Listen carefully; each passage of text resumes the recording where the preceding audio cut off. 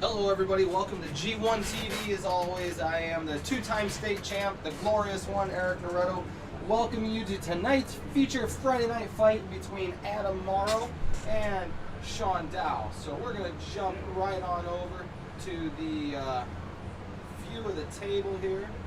But before we begin, we've got some people that we need to thank. So if you check a look out on our screen, there's a whole bunch of people that we need to thank, because without them we wouldn't be able to do the things that we do. So with that being said, first shout out, if you always like what you see, make sure you talk to Caleb Baxter at Baxter's Locksmithing and Security Solutions. If you need anything locksmithing or security related, they're your one-stop security shop, 24-hour service.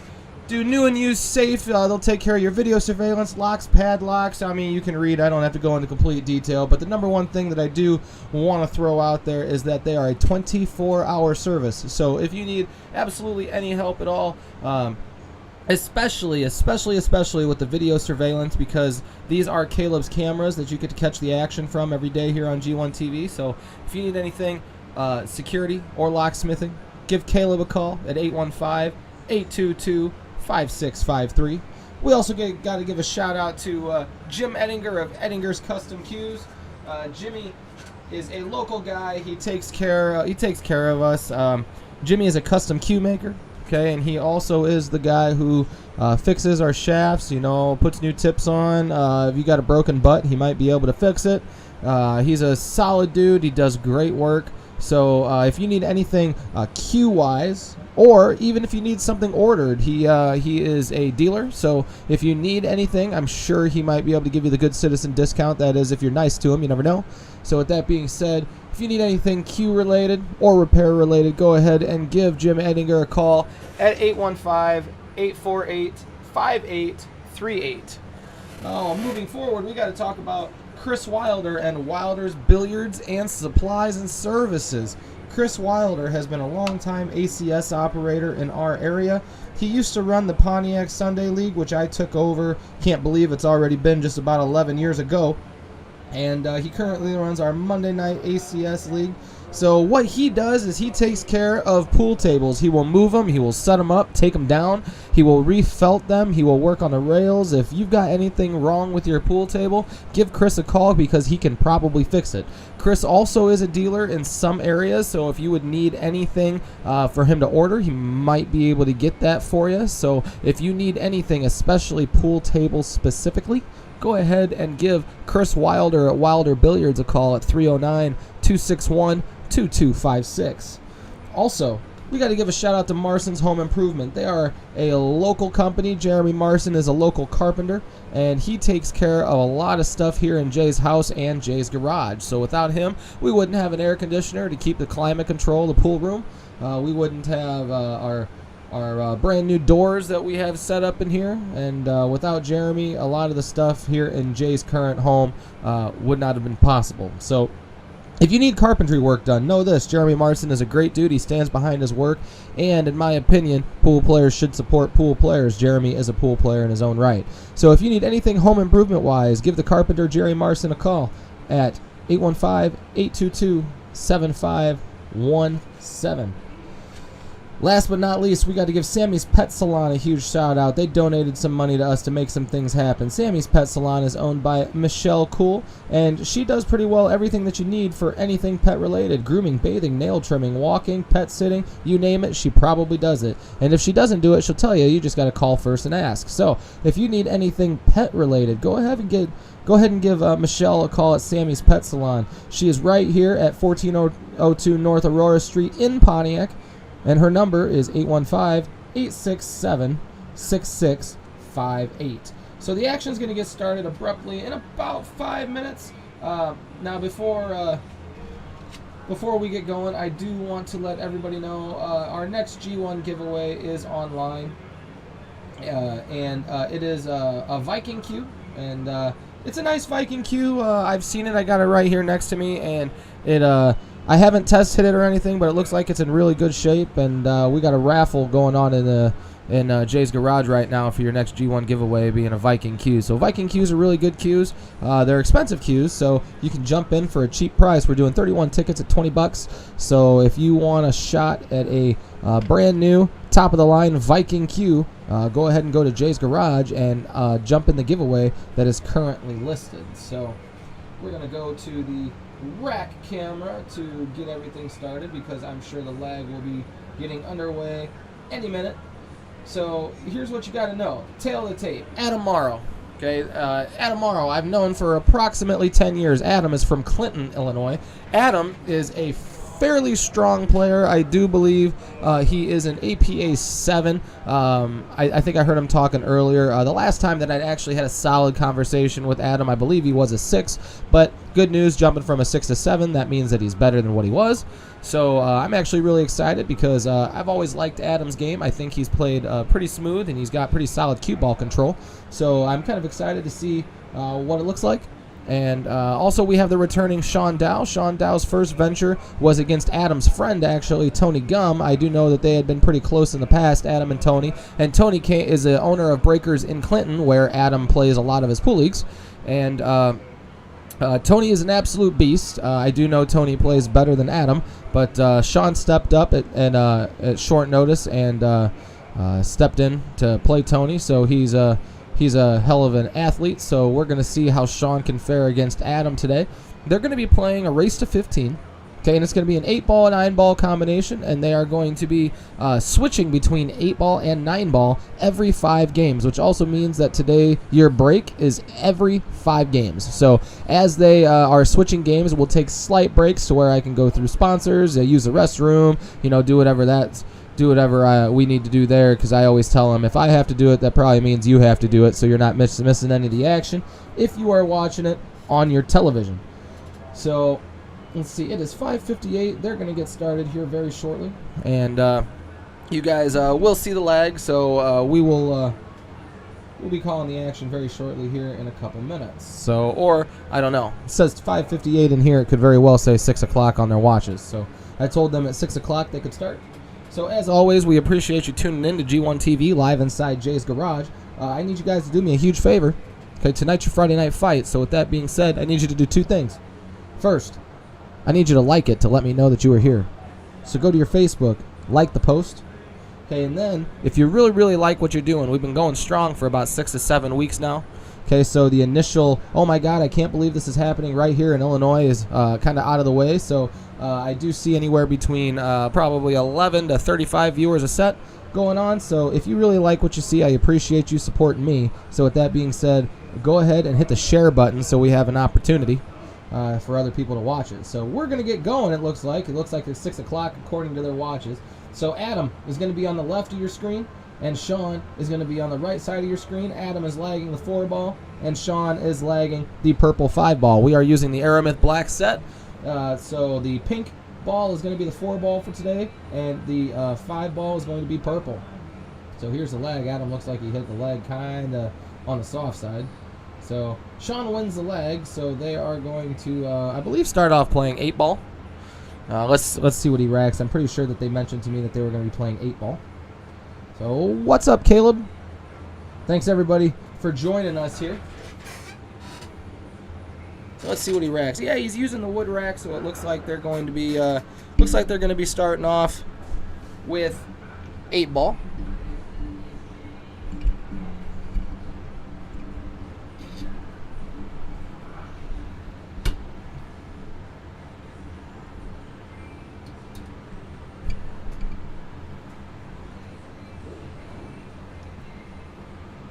So I got to give a shout out to Greg Thomas at TNT Tournaments. I will tell you guys this. I rarely ever tune you guys away from our program, but I will tell you this. Right around 8 o'clock tonight, you might want to go to TNT Tournaments Facebook page if you're interested. He is interviewing my mentor and friend, Mark Wilson.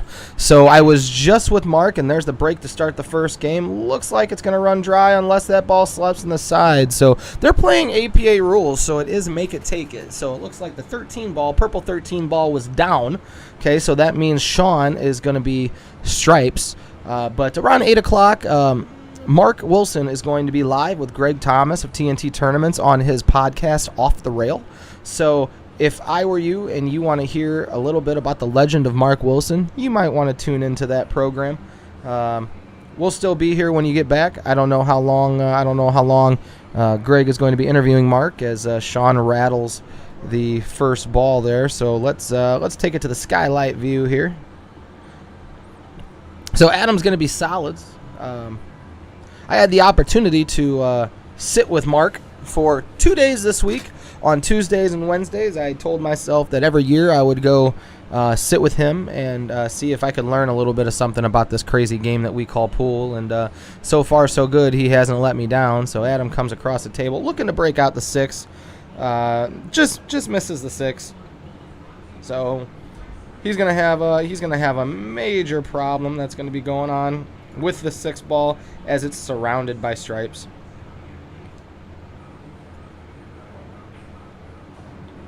So Adam goes after the 4 ball next. Okay, he leaves himself rough here. I don't know what he's gonna do with the 7 ball. 7 ball looks like it could potentially go into the side pocket if it's hit right. I'm not entirely sure how that's lined up. So coming backwards, is he gonna bump the 6 out of there? Oh, and you know what? I think he got shape on the 6 too. He sure did. So the 6 ball's out in this race to 15 alternating matchup between 8 ball and 9 ball.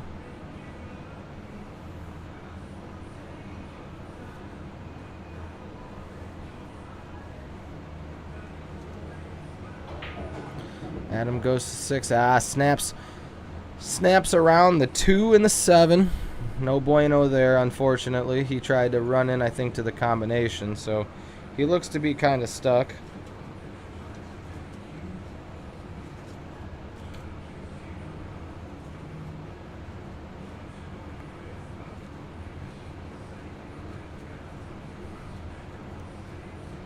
So Adam's taking a look at the table right now, trying to decide what his next attempt is going to be here. He's sitting pretty tough. If I might be looking to shoot the 3 off of the 7 ball. Let's see if that's what Adam's electing to do here. Oh, he just missed it. Yep, that's exactly what he was trying to do, trying to break out the 7 off of the 2. But that leaves Shawn with stripes. Not a whole lot to look at, but a lot of safeties that could be played.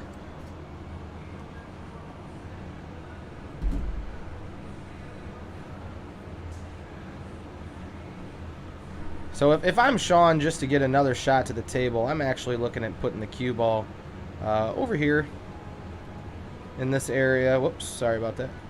So I'm going to look to probably place the cue ball in this area.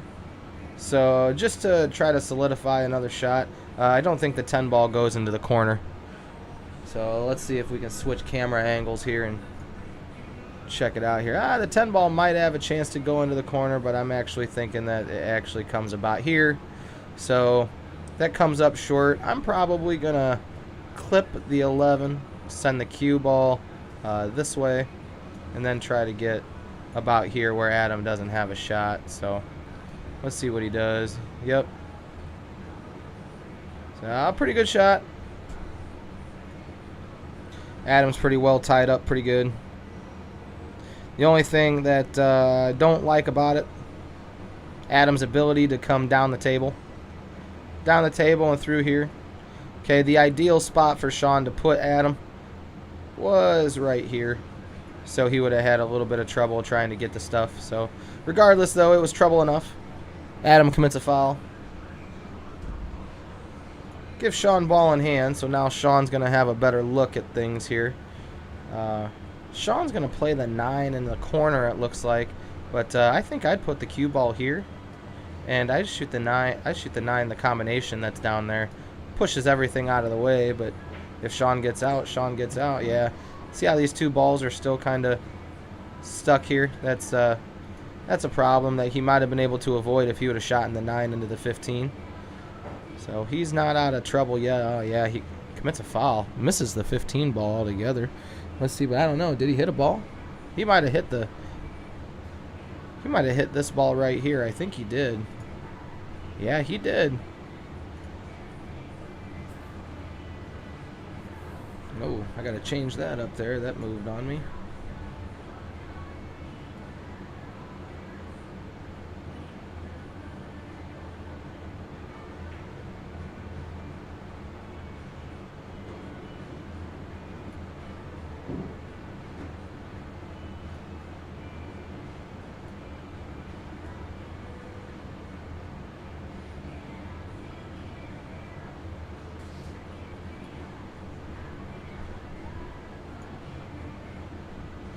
Now that's all set, so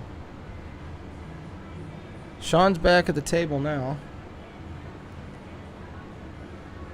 Kind of left in a rough spot. Let's see what he elects to do. I'm not sure what he's going to do. He's going to try to put the 11. Yeah, that's a good shot. Parking the cue ball behind the pink 12 ball.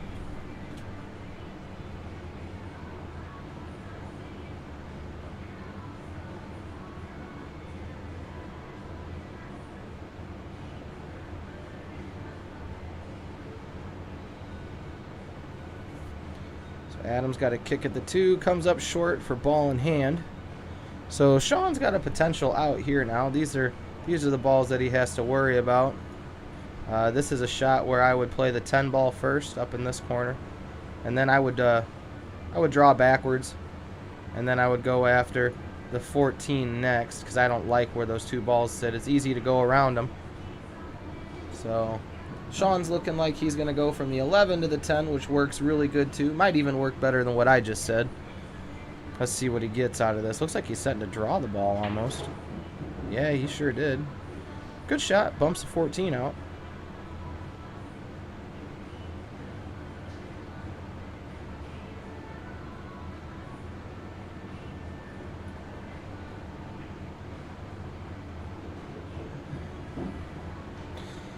Ooh, he didn't hit it very good there. So he needed to hit that just a little harder.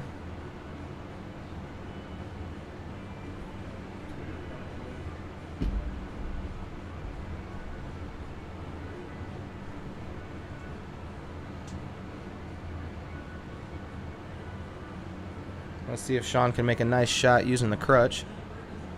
Crutch is always hard to use. It's easy to undercut a ball. Yeah, he hits it pretty smooth, but unfortunately he doesn't leave himself very good on the 8.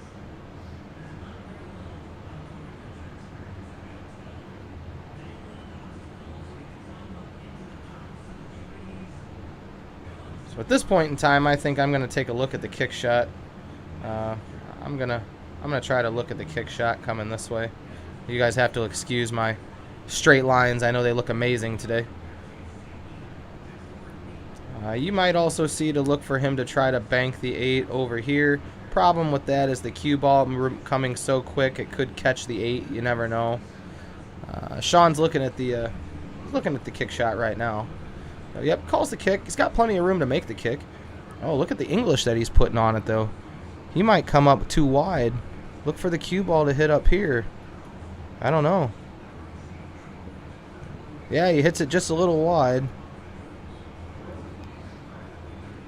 So he leaves Adam a potential run out here.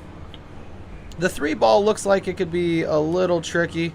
This pocket looks fairly tight to come in here, but oh, you know, now I'm looking out my booth window here and I'm seeing that he's got plenty of room to make the 3. So expect Adam to get out of this rack. Uh-oh. Don't go too close. Good shot. So 3 in the side, 2 in the corner. Probably going to give Adam game 1.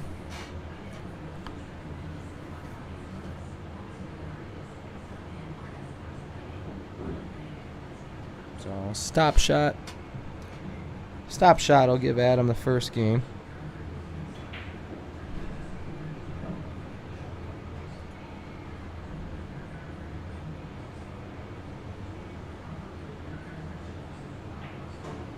So Adam gives the first rack for his team. Game 1 to the good team, I'm sure he'd probably say.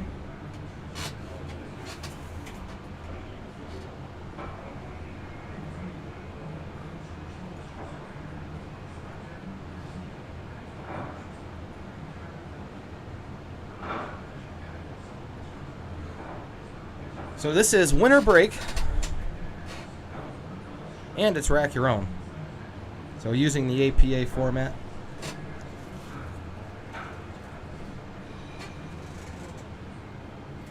Appreciate everybody catching in tonight on G1 TV.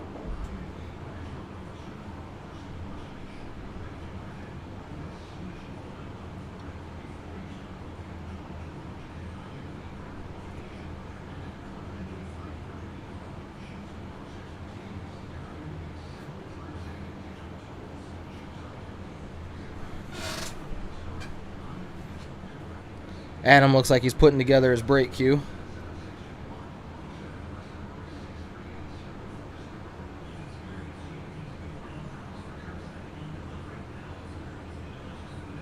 So here we go with game number 2. Let's see, what ball was that went down? Could have been the, wasn't the 5 ball. Let's see here, 1, 2, 3, 4, 5. Looks like it was a stripe. 11 ball. So the 11 ball is down, so that means Adam is stripes. Everything's looking pretty good. You got a 15, 13 combination up here by where Adam's shooting the 11. So that's about Adam's only trouble, but he's kind of gotten himself into trouble in the process.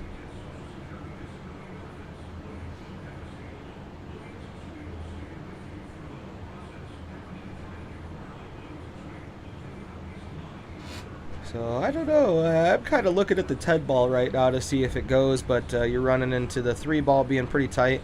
Might try to go back off the back of the 3 ball. Not completely sure. Yep, tries to go off the back of the 3, but to no avail. Takes the pocket in the process, which is always good. Can't have enough pockets in this game.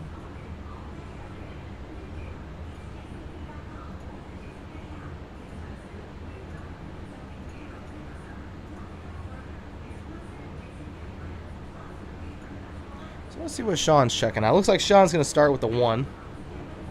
And I accidentally pockets the 7 in the process, but that's okay. He's got the 6 to get him out of trouble. So here's the ball that he's got to worry about, okay, because now the 10 ball's taking that pocket from him. So he's going to have to do something fairly quickly if he wants to get it out of there and have a chance to get the out. Oh! Has one heck of a shot. Okay, but now, I don't know. I don't know if we can slide it in there smooth or not. But you might be able to pull a safety by pushing the 3 ball over here and bringing the cue ball back through here. So the 10 ball would go into the pocket. And you're looking at the 3 ball about here, cue ball right around here. So I understand that he can see the 9 ball at that point, but that's a crazy cut. It might be the only thing that Shawn has a chance for. So I'm not sure. Let's see what he does.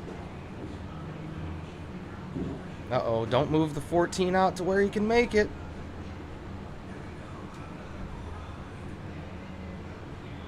So the 14 has been moved out to where it can be made. But we also have to watch to see if there's a potential to where this can go in on its own without the combination. So from this screen, it looks like there's a whole lot of room. But I can tell you from the table point of view that there isn't enough room. So it looks like we're going to see Adam try to come through it. Yep. Get it out of there pretty good.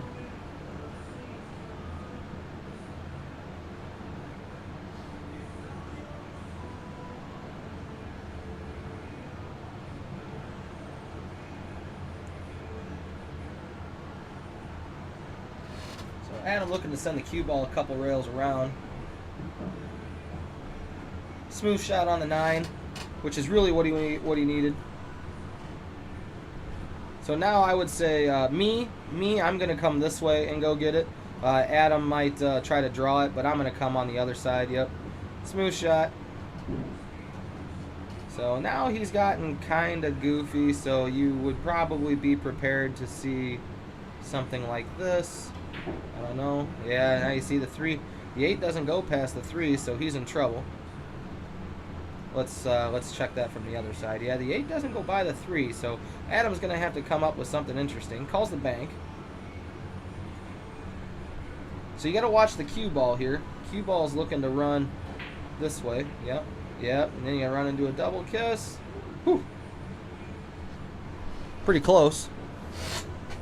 So now Shawn has a chance to get out of his first game. So start with the 3 and leave the cue ball here, and then work the cue ball back down this way so he can have either option, the 4 or the 5. It just depends really where the cue ball goes as to what ball he shoots first. For this particular shot, I think I like shooting the 4 ball first. 4 ball here, and then the 5 ball there. But, yeah, he still could do that. I would still shoot the 4 ball. But he's going to commit, I think, to shooting the 4 ball here still. He's going to come all the way around. Look out, 8 ball. Woo! Uh-oh. Oh, no. He might have buried himself. He didn't have to do all that work on the cue ball. So let's see. This ball, I think, still can go here. He's taking a look at it. But it might have to be a draw stroke. So you might see the cue ball move straight kind of this way and bend a little bit if he hits it really good. But he doesn't like it at all, so he's going to kick at it. He must be hooked. Oh, and he gives him ball in hand.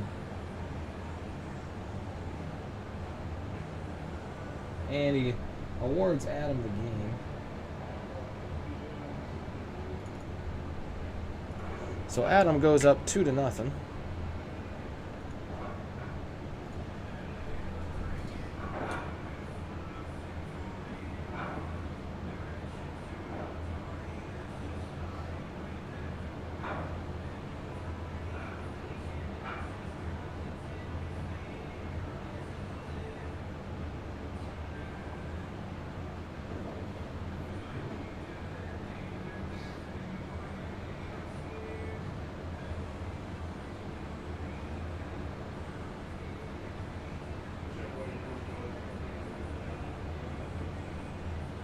So the score is 2-0. Appreciate everybody joining us today. Like I said, if you could do me a huge favor and hit the like button and the share button for us, I would thoroughly appreciate it. Here we go, game 3. Looks like it's dry.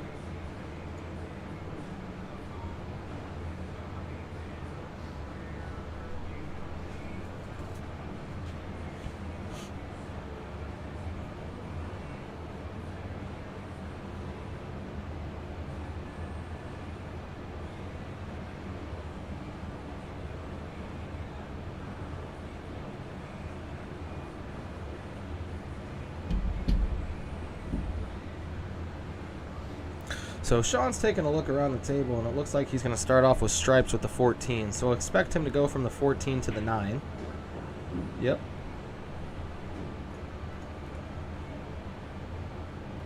Nine in the top left-hand part of your screen. Looks like he's rolling forward. Ooh, he's going to go get those balls. Doesn't quite hit him as good as he could.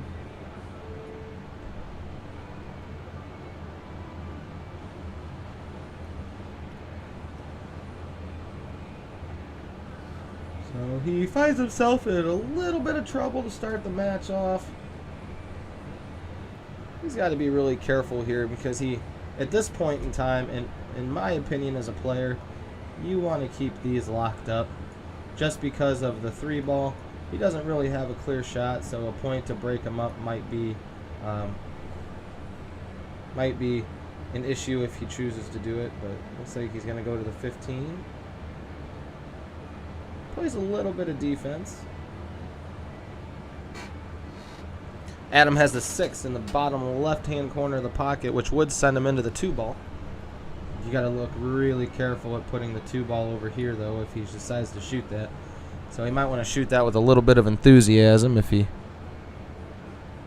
commits to shooting the 6 in the corner. Right now, Adam's looking at the 2 in the side pocket.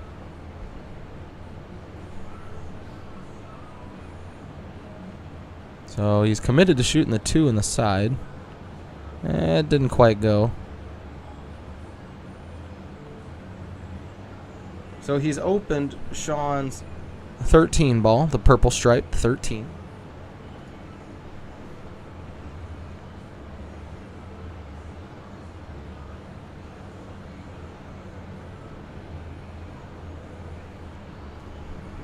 would say that you work on going from the 13 to the 15.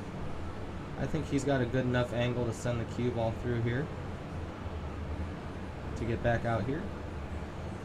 I don't know if he does or not, but from here it looks like it could be very possible.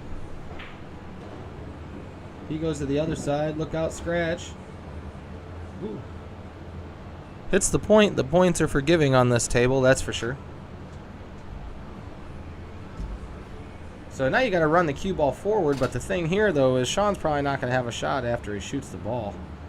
Yeah, he doesn't have too much to look at.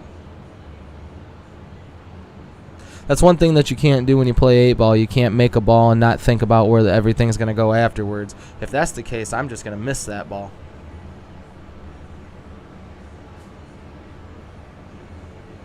Might as well leave it on the table to have another opportunity to hit it in later.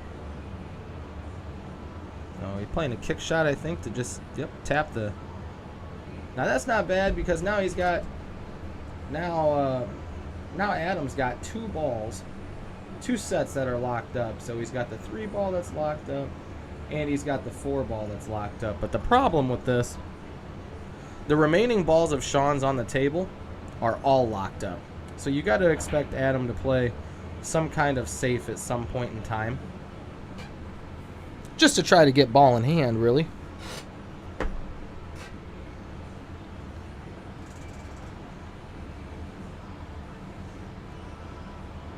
So Shawn still doesn't have anything really good to shoot at. So now you gotta, in my opinion, you gotta come back up here again, and you just gotta try to keep it even further on the 4 ball. So he's just kind of buying his time. But you gotta be careful shooting this ball. Not bad, stays in the pocket. But unfortunately, it gives Adam a chance to go after the stuff right now. So he can come into the rail, come in here and get it. Got to be careful of where the cue ball is going to wind up, though. Yep, good shot. So now you look, I would say a slow roller down table here to make the 5 ball. Looking to leave the cue ball, if I had to guess, here for the 3 ball in this corner pocket. So now you're looking at the 3 ball here, the 7 ball here, I would imagine. And then I would try to keep the cue ball really simple. Okay, about here to shoot the 2 ball up here. Okay, and then I can roll forward, shoot the 6 up here, and then go get the 4 ball for the 8. So I don't know. See, yep, Adam come across. So he has the choice to shoot 6-2-4, which I think at this point is actually the better out. You still want to save the 4 for last, in my opinion. I think it's just easier to get on the 8 from it because the 8 ball is in the middle of the table. I would get the cue ball just anywhere in this line, and then I would send the cue ball on this rail out here and then probably back up towards it. But uh-oh, there we go. So let's see what he chooses to do. He's got that path. I would almost just say stop it, just kill the ball there. He rolled it up a little bit. So let's see if he can get a good shot on the 4 or on the 8 ball. I would say the cue ball looking to be about here would be a good spot. Doesn't hit it really hard, so he plans to shoot it up in the corner pocket.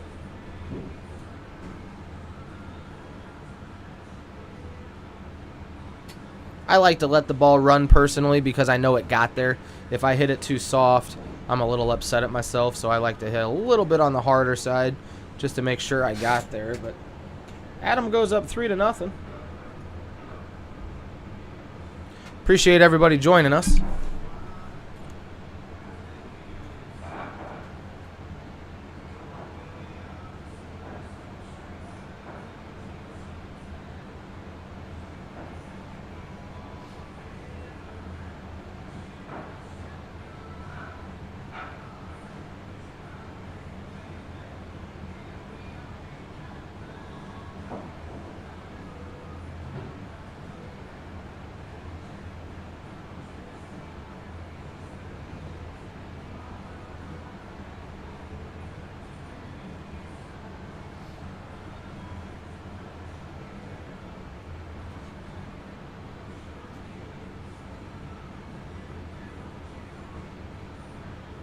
So here we go, game number 4.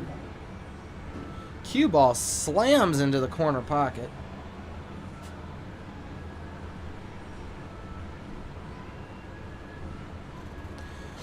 What up, Kevin? Yeah, man. I actually am. I'm ready to kind of get out of this garage and start running around a little bit. Josh just gave me the application. I just filled out and gave it back to him. So, yep, you can count on me this summer, I think, unless if my left arm goes bum again. But I'll try my best. So Shawn's got ball in hand. They're playing APA rules, which means that it's ball in hand in the kitchen. So it looks like he might work from the 15 to the 9 ball to start things off. Oh, Shawn, man, you're rattling balls, man. These players are both APA 7, so it kind of shocks me a little bit that they're not being very patient. Shawn especially kind of not being very patient, walking up and shooting the ball pretty quick.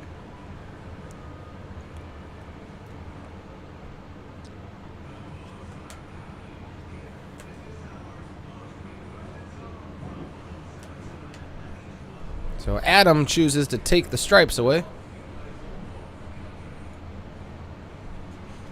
Kind of gets locked up a little tight. He definitely didn't want to be in between the 5 and the 14, so he's got some decisions to make here. I think I'd shoot the 14 in the top right-hand corner. Apply a little bit of draw to come back off the rail out to the middle of the table. Oh, look out, cue ball. Oh, I thought he had it.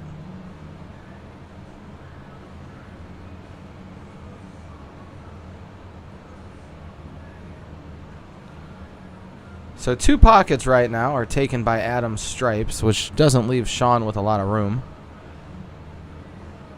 Unfortunately, if I'm Shawn, it looks like I got to take the 2 in the side, start things off, which I don't want to do because there's a definite window for that cue ball to scratch in the bottom right-hand corner.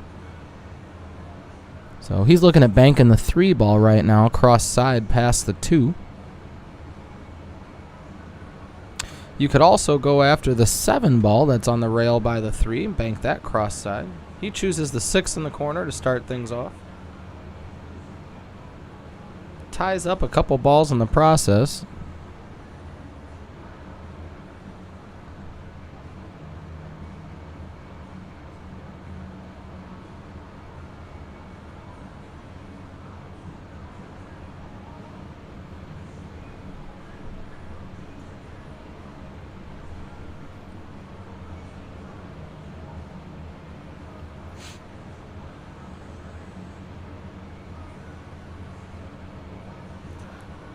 Adam's looking at moving from the 15 down table. Looks like he's trying to go get the 14 and the 13 down there on the other end. May steal a combination shot right now if it's available. The 13 into the 10, or the 11 ball into the 10. I think he rolled a little too far. He had a pretty good chance to shoot the 12 ball into the 6 ball into the 10 ball.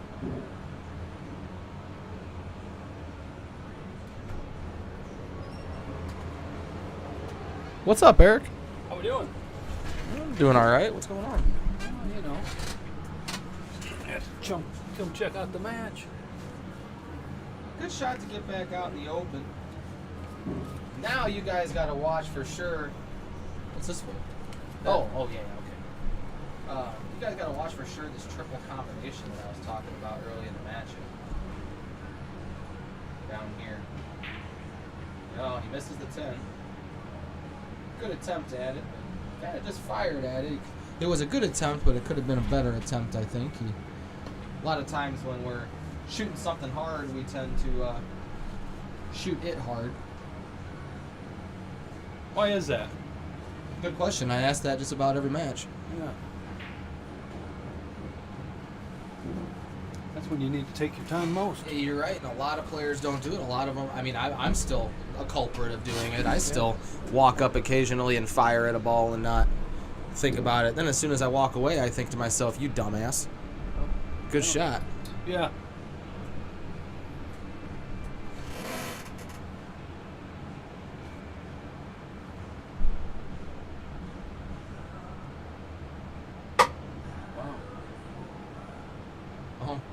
here.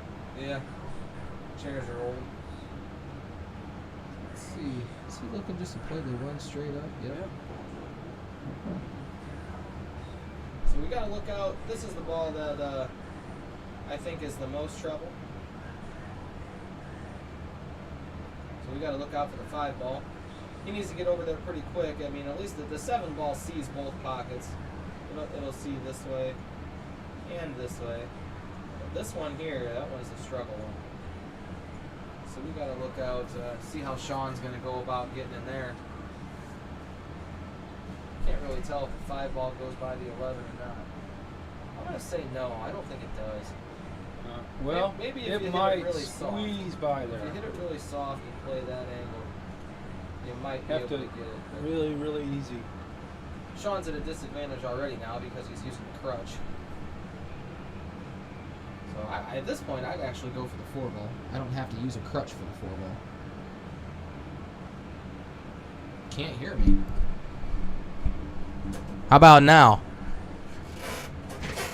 Should be able to hear me pretty good. I'm right next to the mic.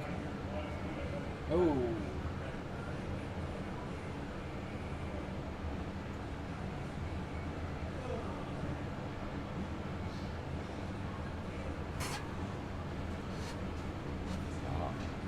Now it looks like he's going to have to go for that pink 4, isn't he? Yeah.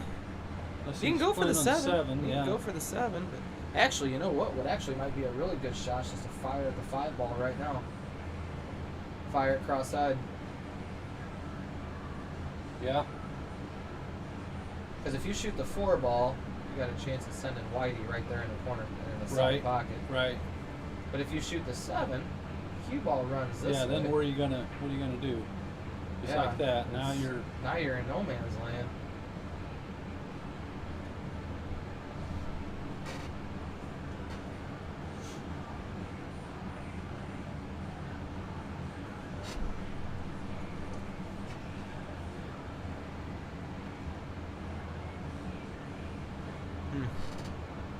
He's right.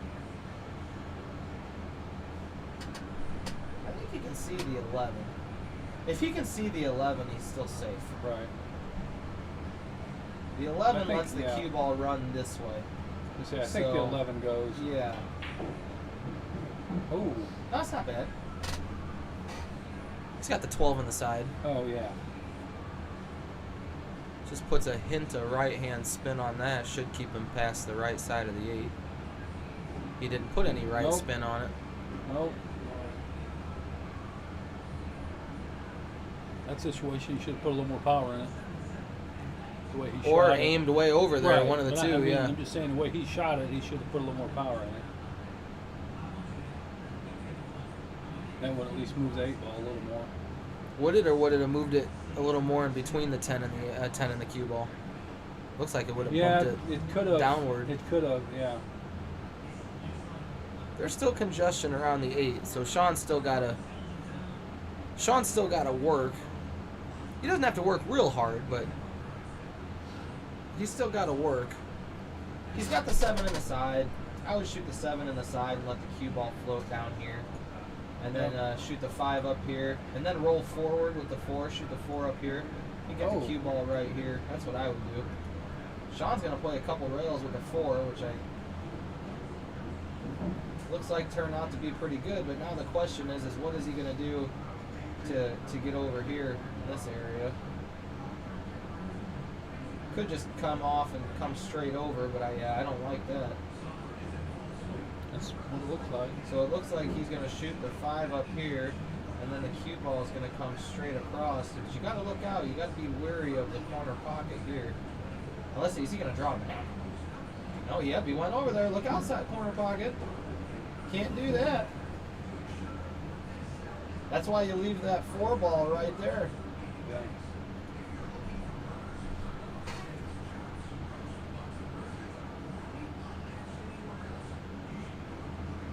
Got to be wary of the scratch shots. Yes, sir. So looks like Adam's getting ready to go up 4-0. He does.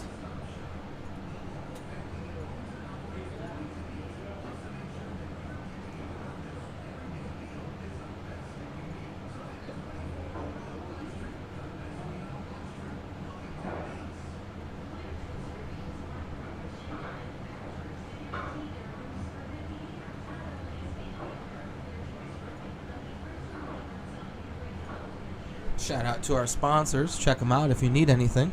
Baxter's Locksmith and Security Solutions for any locksmithing and security needs. If you need a custom cue built, give Jim Anninger a call. He can help with that. Need your pool table moved? Give Chris Wilder a call at Wilder Billiards. He can take care of that. Carpentry work? Jeremy Marson. Marson's Home Improvement can handle that. Anything pet related? Go ahead and give Michelle Cool a call at Sammy's Pet Salon to handle that.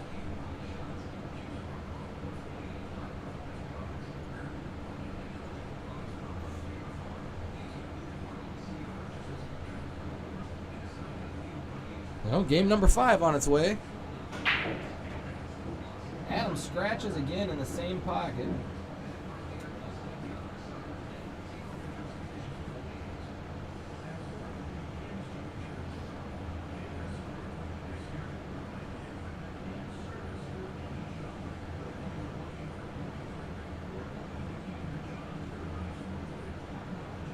So at this point, I'm starting to wonder already what Shawn has to do to get back into the game here. He can't let him beat him 5-0. If he beats him 5-0 in the 8-ball, the chances of him winning drops to about 15% for the entire set. So he's got to at least get a game to increase that to 20 to 22%. You know, hopefully with the 9-ball being in his favor. Well, it looks like he's starting with stripes, going to the 14 ball, maybe leaving for the 10. Tried to leave for the 10, but moved the cue ball just too far.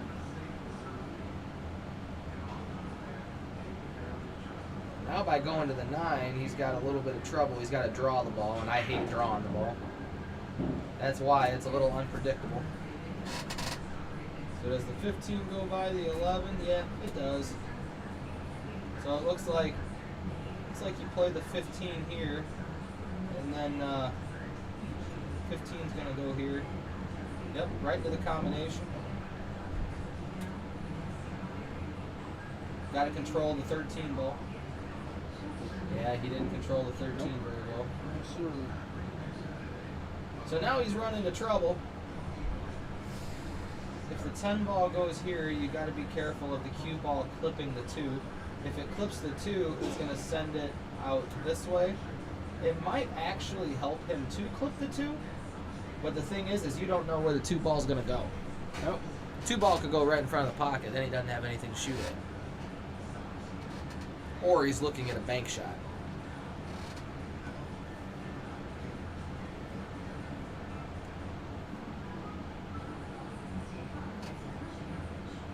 So I think pro players at least glance at the bank shot.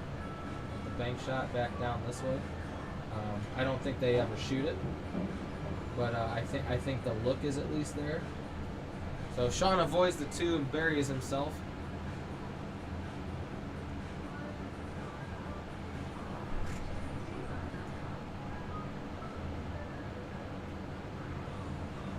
Shawn's in trouble here. He doesn't have a whole lot to shoot at. Yeah.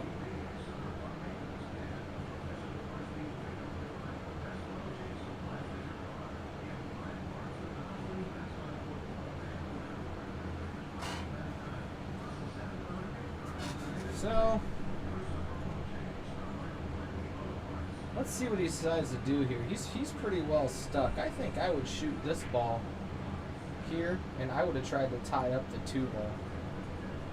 That just would have been me.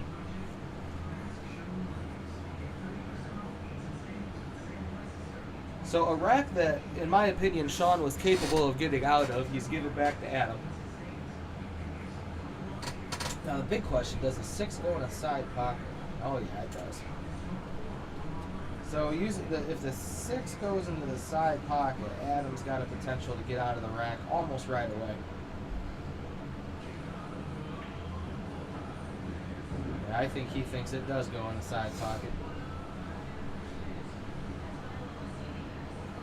So we got to roll through the 13 ball, which is kind of hard, though. Oh, no, he shoots it in the all the corner. way down. Misses the shot, so he's given Shawn an opportunity. Both balls go in the corner pocket down here, so Shawn should be okay. The 8 ball's in the open. He's just got to control cue ball.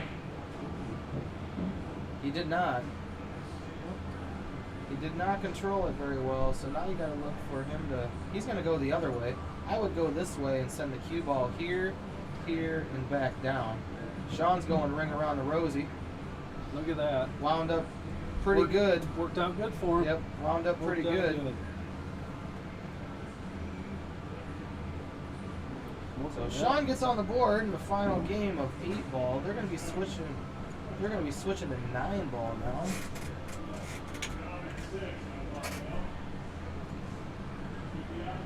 So really quick, we need to have a conversation about this match coming up tomorrow.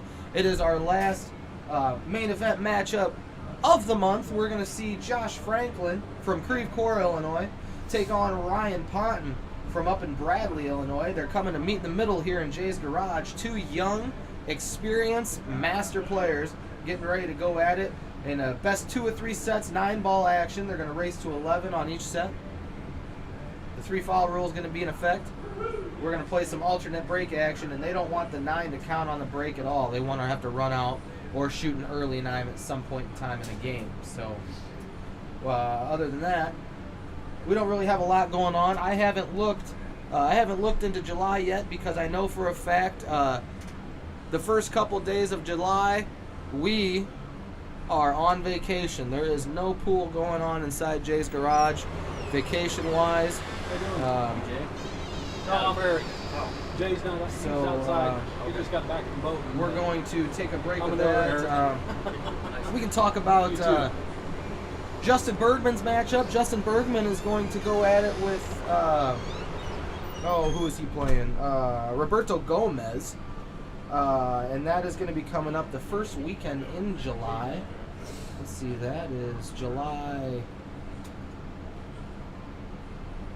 It's the 11th, isn't it? Oh, you know what? I think it's the second. Yes, yeah, the it's the second weekend in 11th. July. So what we'll probably do is on Saturday oh no, you know what? That's the 4th of July. So probably not going to be any pool on the 4th of July. So maybe we'll try to get you guys a good match on the Sunday. But definitely there will be no pool inside Jay's Garage on the weekend of the 10th through the 12th. I will be attending the Justin Bergman Roberto Gomez match at Racks on the Rocks. So if you're interested in attending that matchup, give Josh Suits a message on Facebook, or go ahead and give Racks on the Rocks in Peoria, Illinois a phone call, and they can try to get you some seating for that matchup. I don't know how much VIP seating is left, but the match I think they're shooting is a race to 100 8-ball. So they're going to play 35 games on Friday night, and then they're going to play another 35 games or first player to hit 70, whichever one that is, on Saturday night, and then they're going to finish that race to 100 on Sunday evening. So that'll be an exciting matchup, so there won't be any pool going on inside Jay's Garage on that weekend. So just got the thumbs up from these guys, so Shawn's going to start the 9-ball action here. They're using a magic rack. So a wing ball snaps in to start the game off.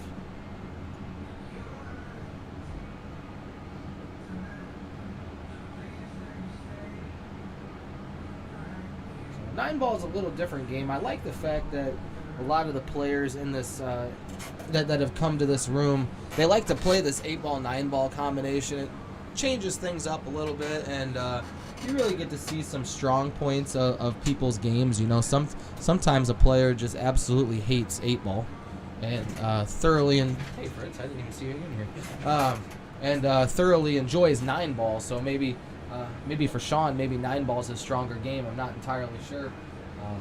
I think both matches that Shawn's been in here, he has played a combination of 8-ball and 9-ball. So I don't know which one he prefers, but 9-ball is definitely a game of a safety play. I mean, you can run out the rack if you get a good break, but only playing for 1 ball at a time, you're going to see more safeties come up in 9-ball, I think, than you do 8-ball. So Shawn plays one in the side, it looks like. Looks like maybe he came up behind the 7. I don't think Adam can cut it the side, but I definitely think he can make good contact. So I was working with 2 young gentlemen on Thursday after I got back from visiting Mark Wilson, and since the Illinois State's going to start to open tomorrow. Oh wait, is that today? Did it open today? Oh, it opened today. Okay, yeah, it opened today. So I had to work with those kids, and that's a really good shot. Make sure you get a rail though. Oh, yep, you hit a rail. Super good shot. But I was working with these kids. I told them, your mechanics are good, but since your league's probably going to be starting back up sooner or later, you guys got to learn how to play the games a little bit. So I asked them what they played, more of 8-ball or 9-ball, and they said 9-ball. So I introduced safeties to them, and I said there's 2 aspects of safeties that you need to keep in mind. Okay, the first one is distance. Creating distance between the ball that you're shooting and the cue ball. So, but the second one, probably the most important of the 2, is speed. You have to be able to not only create separation, but you have to be able to control the speed of both balls to where that separation is in your favor. So it was pretty cool. I've been putting those kids kind of through the ringer for about the last 2.5 months. Drills, mechanics, and all kinds of stuff like that. And I know they enjoy the time, but at the same time, they're kind of like, so when are we going to learn some fun stuff? And for any solid pool player, that if all you're doing is focus learning on fun stuff, you're not going to get very good. So you got to learn all the ins and outs first. But when I told them that, you guys should have seen their eyes light up. They were like, "Oh my God, we get to do something else other than shoot the same shot 100 times in an hour.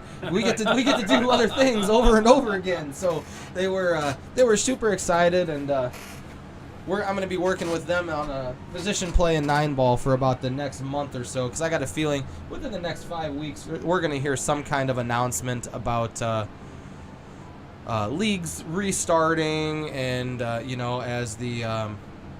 as the capacity of the restaurants and the bars start to increase over time. Hopefully Pritzker doesn't look at us all and say, "Screw you guys, we're closing the entire joint again." But look for Shawn to try to kick this 2-ball down table into the corner pocket. Well, he went for the bank shot. Drills the... Oh, I thought he drilled it. Comes up short, which isn't terrible. Leaves Adam a cut shot to go by the 9. So this is a speed shot.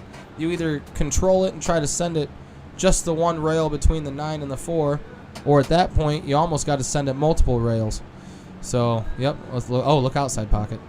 Ooh, look out 4-ball. Oh no, blocked himself. That was a nice shot. Bummer. So speed is super crucial in 9-ball. You would actually think, though, speed would be more crucial in 9-ball than 8-ball, but I personally don't think it is. I think your speed control has to be even stronger in 8-ball than 9-ball, because there's so many more balls on the table that you can snooker yourself from. If you're trying to go for an offensive shot and trying to get in a little hole or something like that, there might be 3 or 4 balls there instead of 1. So Adam makes a great hit. Oh, bad roll. And I can't remember. Where did I get the distance and speed? Did Mark tell us that? I feel Mark did tell. Okay, yeah. You want to spread the object ball. You want at one end of the table and the cue ball at the other end. As I was talking with those kids, I'm like, man, I don't know where I got these words from. Yeah. I'm like, how am I explaining it? And I just couldn't remember. I'm like, did Mark tell me that yesterday? Yeah, that was something he talked about. Yeah. Okay. Remember how he said a lot of amateur players play safeties where they'll bump the cue ball up against the object ball in the rail. Yep. And he said you'll never see a professional do that. Never. They'll bump it up against the rail and send the cue ball to the other end of the table. Yep. So we're seeing Shawn here play a little bit of 9-ball, and it looks like he's...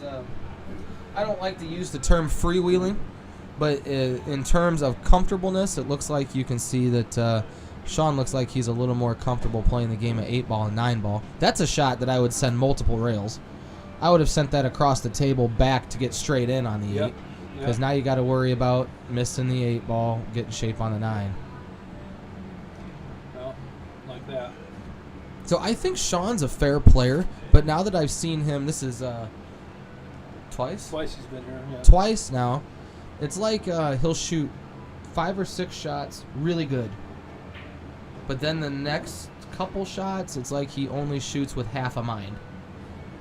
I don't mean that disrespectfully, but it's like, okay, well, I just made that ball, like with the 8-ball. I just made that ball, left myself kind of goofy on the 8. If you would have thought about the 7 a little longer, okay, well, I'm going to send this all the way across the table so I don't have to do anything on the 8-ball to get shape on the 9. Right. It's just like the the mental capacity. And I mean, I don't know what he does for a living. He might have worked just 10 hours. He might be tired, not thinking all the way. You know? Right. Pool's a mental game. Right. So Absolutely. It just really depends on how much sleep he gets. You know, all that bunch of factors go into playing the game of pool. Learned all about that mental part this last couple of days. Yeah. Yeah. Gotta have mental toughness in this game. Absolutely. That's for sure.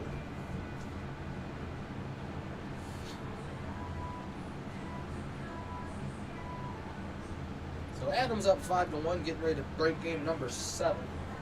So this is for Adam's first rack of 9 ball that he's going to break. Let's check out the wing ball. 5 ball slams in the corner pocket. 1 goes up top. They're using a magic rack, which, in my personal opinion, if Jay wouldn't notice, I'd throw the magic rack away because I think it's trash.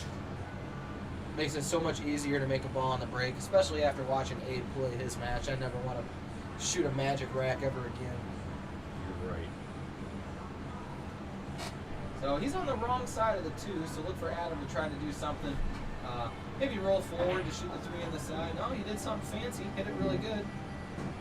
But now he's almost got the same shot. He's got to come across the table again to get a decent shot on the 4 ball in the bottom left-hand portion of your screen. It's a good look-out scratch shot. Good stroke. So this is a shot that you come a couple rails around, in between the 9 and the cue, or in the rail. Send the cue ball.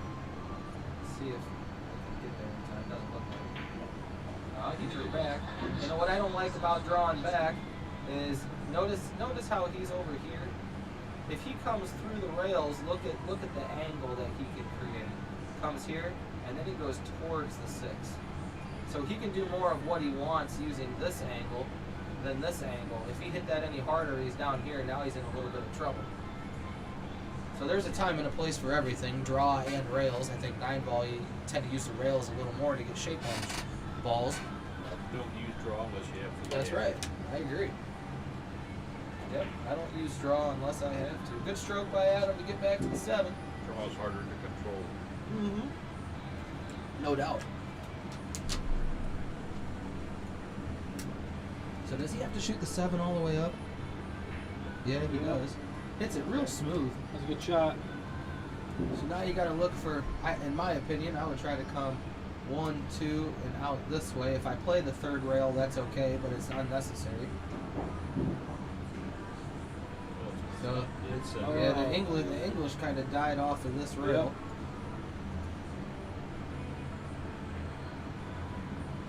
Makes a good recovery shot though. Was that a break and run? No, I don't think so. Yes, it was. I think it was. Yes, it was. That's right. That's the second rack of 9 ball. Yeah. Adam broke and ran that rack to get to 6-1. Where's your sidekick at? Jay took the kids to Clinton Oh, Lake. he's out there covering his pontoon boat. Oh, is he out there right now? Yeah. Yeah, he said he had a tubing. Yeah. Oh, were you talking about Josh? Yeah. I don't know where Josh is at. He told me he'd see me tomorrow yesterday. I don't know where Josh is. Probably out throwing, I would think. Probably out He playing could disc be. golf. Could be. So again, if you like what you see, folks, do me a favor and hit the like button. And then click the share button so everybody else has the opportunity to watch it too. So game number 8, Adam leading Shawn 6-1 after a break and run. 3's down, 1's down, 2's up in the top left part of your screen, and the cue ball's buried behind a 7. Yeah, that ain't good. Yeah, Adam's not going to be very appreciative about that. Now, here's the kicker. They're playing APA rules, so there's no such thing as a push shot. You cannot push. You got to go for a good hit all the time. Look at that. Look at that. I tell people all the time, when you're playing any game, it pays to hit the ball. Hit the ball. Who cares if it doesn't go in? No, you can't push out. Who cares if it doesn't go in? At least you're not giving them ball in hand if you hit it, and you're giving an opportunity for something crazy to happen, like this. So I don't know. Can he slice through and hit the 2-1? What do you think? Can he slice through and hit the 2? It looks like he can see just a sliver of the 2 ball. Maybe. I think he thinks he can. I think so. So depending on how... he kicked at it. And he got it. He got it. Oh, Yeah. right. It pays to hit the ball. I'm telling you guys, pays to hit the ball. So we've seen a safety from hitting the ball and a made ball from hitting the ball out of a safety.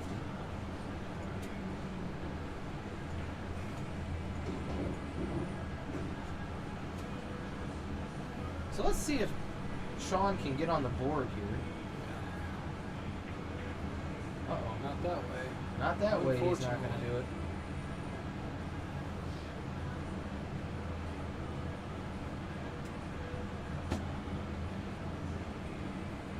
So he's left Adam another out. I would say look for... I would say I would have tried to maybe look for that window. I don't know if I would have drawn it back or not. But now, I'm putting the cue ball here and shooting the 7 all the way up. That's why. Yep. Because if I try to come through there, I might clip the 8 ball. So I just would have drugged the cue ball over there and shot the 7 over there. Is he going to try to kick it after? Oh, no, he can hit it. Wow. That's a good shot.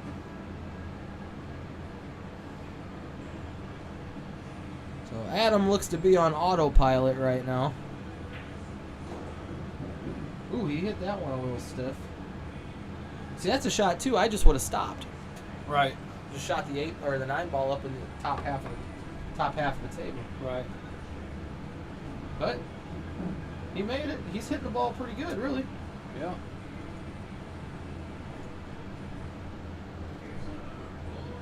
So the crazy part about this all, this is actually going fairly fast. The games are going fairly fast. They haven't been playing an hour yet. They've already had 8 games played.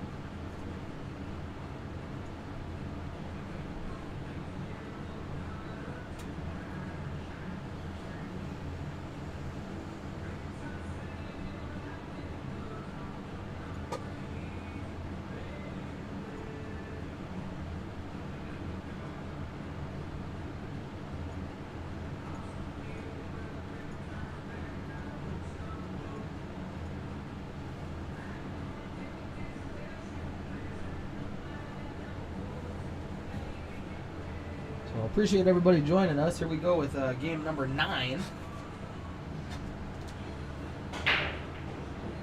Uh-oh. Didn't control the cue ball there, and he makes a couple balls on the break. So let's see. When I play 9 ball, I'm thinking to myself, how can I get the best separation to get from point A to point B so I'm not really stuck on a lot of balls? So the first thing I notice is the 4 ball. What's wrong with it is it doesn't really see anything very well. So the 1 ball goes down here, the 2 ball is going to go up here, the 3 is going to go on the side. But what about the 4 ball? The 4 ball actually does look like it sees the corner pocket, so I would say the 4 ball goes here too. If he can get to the 4 ball, he's going to get out of the rack. I'm pretty confident in that. So I would see maybe a slow roller here. Yep. That's what I was thinking. Get the cue ball Whoa, he's going all the way down right here. He's going across the Oh table. man, he shot all the way up. Yeah. It's all right. That Still worked goes, out still good. works. That worked out good. Yep. Yep. So now I would come through the 8, send the cue ball up there. Man, this thing's lagging really bad. Yep, just like that. Okay, so now this is the shot. A smooth shot to potentially win him the game. Just come across the table. Don't try to do anything fancy with it. Good shot. Now I would put a little bit of outside spin on it. Man, this thing's lagging really bad. Come through there. He didn't hit it very well. Oh man, he missed it. I don't know why it's lagging.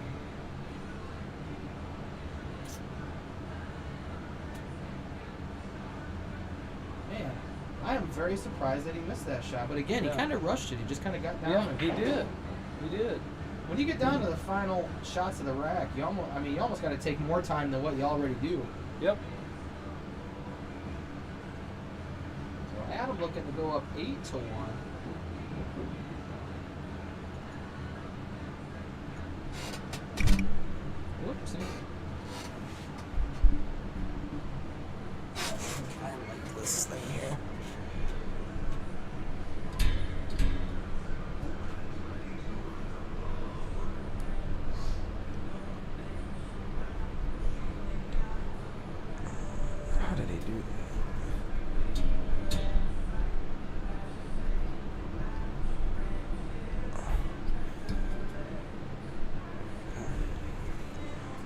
instead, what if I put it here?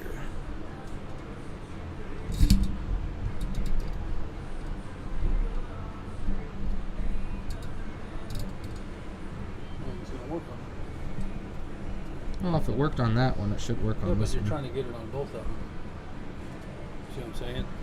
Oh. Yeah. I don't know. I just don't like it at all, really. Don't need it. Yeah, you don't use it, so.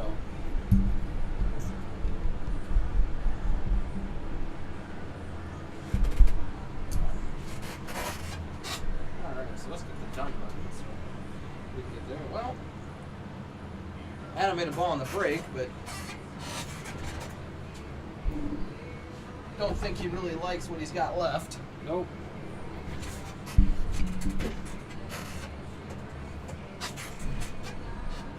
So he's got a good shot on the 3. Look for a safety here, I would think, to put the cue ball in the cluster and send the 3 ball on the other side of it. Yeah.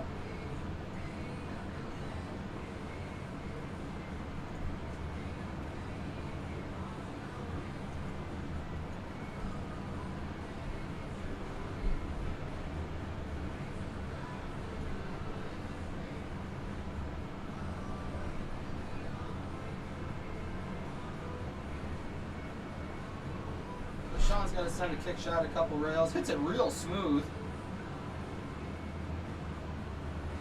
Not quite a lot of separation there, though. It looks like the 3 ball goes in the bottom left corner pocket. Yeah. Oh, yeah. 3 ball will come down here as long as Adam can control the cue ball.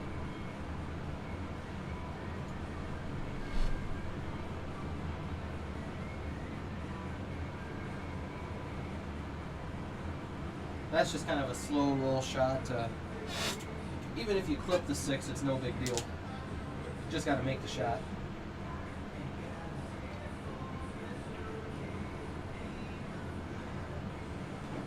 Real good. Now Shawn's in trouble. 5 ball comes up here, so Adam's just gonna come off the rail. He's hit the ball pretty hard though, so he's got to. What he has to worry about now is that English not taking and the cue ball coming this way.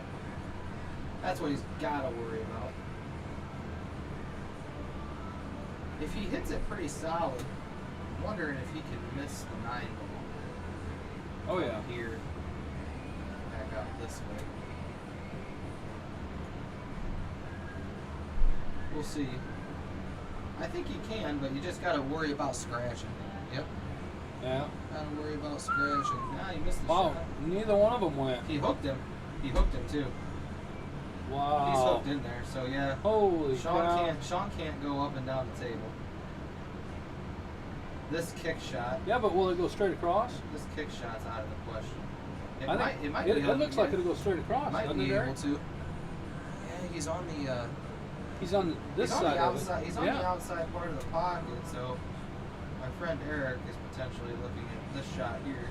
Just depends if the 8 ball is the 8 ball. I think there's plenty of room. I don't know. We're gonna find out. The cameras are deceiving, so. Absolutely. Oh, plenty of room. Look out, Scratch. I'll be darned. Wow. Bad luck or no luck at all. Yep. One of the two. Yep.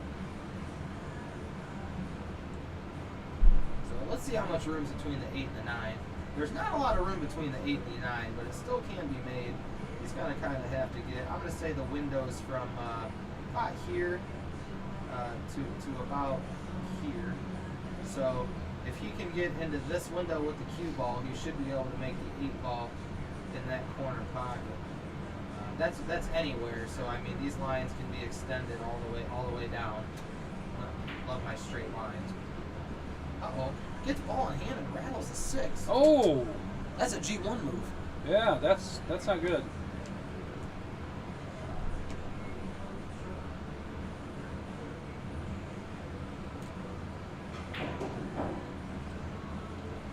Shawn's going to have a little trouble getting in that window with this shot.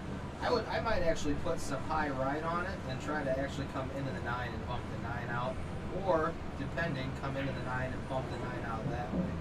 It looks like what he was trying to do there, but it just didn't take. He hit it really good, so he's got in his window that he needs. Now, where's the 9 going to go? Is he going to miss it or hit it? I would hit it. Yeah, hit it out of there. Oh, he missed it, though. Man, he's gotten down. I think he's gotten down except one rack to at least the 7 ball and missed every shot. Yep. Every game he's given Yes. Adam like the Yes. final 3 balls on the table. Or 2. Mostly it was 8 and the 9. 8 and the 9. Yep. Rule 1, Eric. Tell him what it is. You got to make the ball. Make the ball. You got to make the ball first. Who cares if you're left with a 9 rail bank shot? Yep. At least you're still up at the table, and the other guy doesn't have a 1 rail shape. Yeah.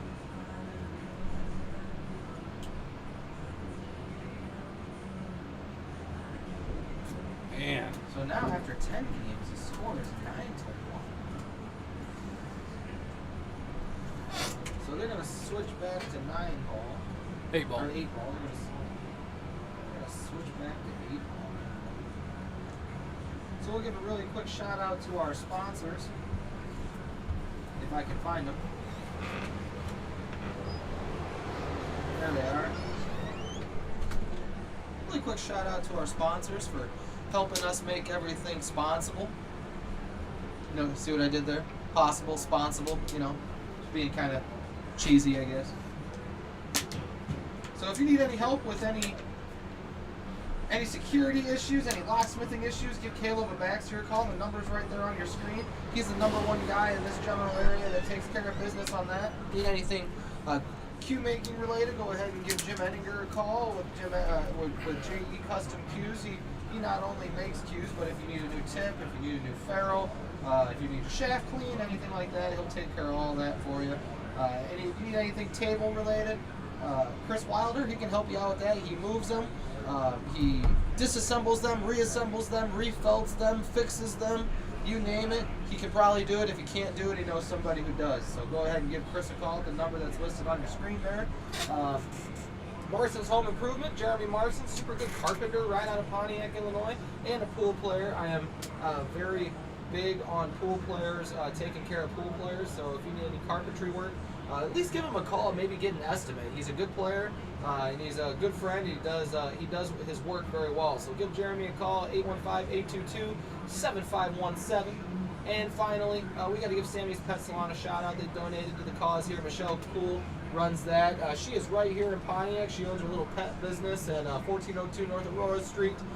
She deals with grooming, bathing, nail trims, walking, pet sitting, pretty much anything pet related. If you need it, she'll probably do it. So if you need anything pet related, give Michelle a call at Sammy's Pet Salon, 815-867-6658.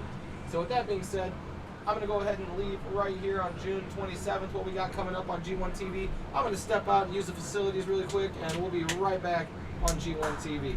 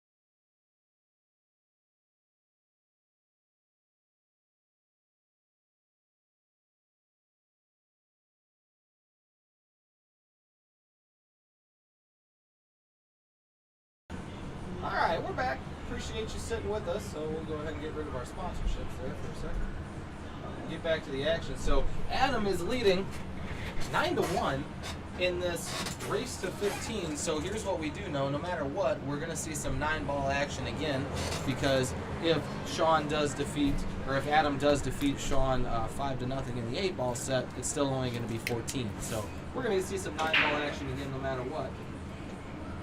So here's another break. 5 balls going to rattle in the bottom right portion of your screen, leaving Shawn with a wide open table. So at this point, Shawn's got to be asking himself, what do I got to do? Yep, you're absolutely right. One miss is killed him every Yep, loss. at the end of the day. And the thing is, too, every game that he's missed very late in the match. Yeah. Yep, So exactly. in 8-ball, Worst time to miss. 8-ball, he's running a bunch of balls and then missing. And then Leaves the leaving table Adam. wide open. Yep. And then at 9-ball, you can't miss when you get down to the 8 and the 9. Nope. Rattles the 2.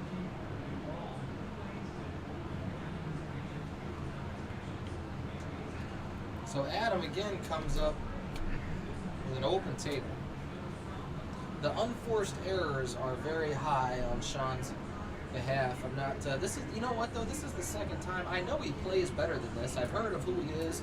A lot of people talk highly about his pool game, and these are the players I'm talking about. They're not slouches by any means. So he's got the respect. But this is 2 times now that I've seen Shawn come here and just kind of miss balls. Yeah. Yeah, he Yeah, did the same miss thing last game balls. too. Yeah. He plays good, and then all of a sudden just Yeah, miss a shot he shouldn't have. Yeah. So 5-2 is pretty controllable, so I think I would go after the 1 like Adam's doing.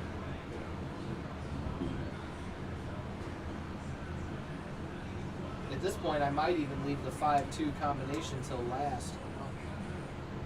I'm going to go after the 6-ball here. That's what I was thinking. Time to get that 6-ball. I'm going to go after the 6-ball, bring the cue ball around this way to try to get the 3. The 7-ball's kind of tough, kind of iffy, so that might actually be my last ball. So 6 here, 3 here, and then I'm going to bring the cue ball out to here, probably get rid of my combination, and then shoot the 7 to shoot the 8 in the top left. Kind of sees what I see. I'm going to probably say now he's going to shoot the 3 in the corner and roll the cue ball forward, bump the 13 ball, leave the cue ball out there. Oh, he hits it really hard. Uh-oh. Uh-oh. Oh, he's got a shot on the I 7 think he's now. got a shot on the 7. Yeah, he does. So look for him now to come off the rail and try to get back in line.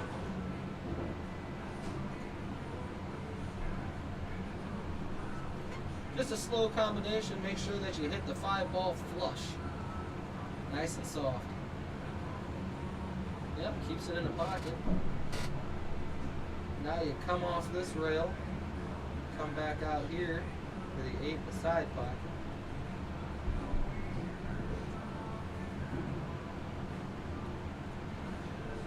Adam's going to get out of the rack after Shawn rattles another ball. Another unforced error has cost Shawn another game.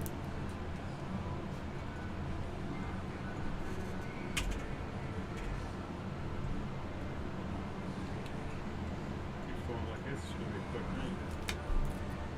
Yep.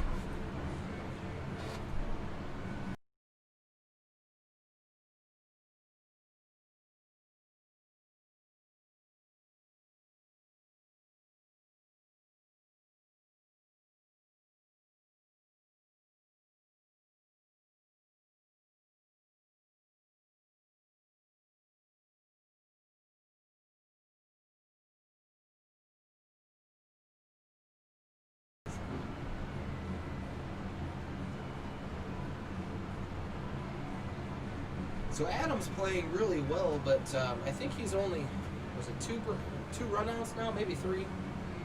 3 runouts out of the 10 games that he has, so he's running out 30%. Did you guys know that? Did you know? I know he knows, but did you know the average professional runouts 30% of the time? Is that all it is? That's all it is, 30%.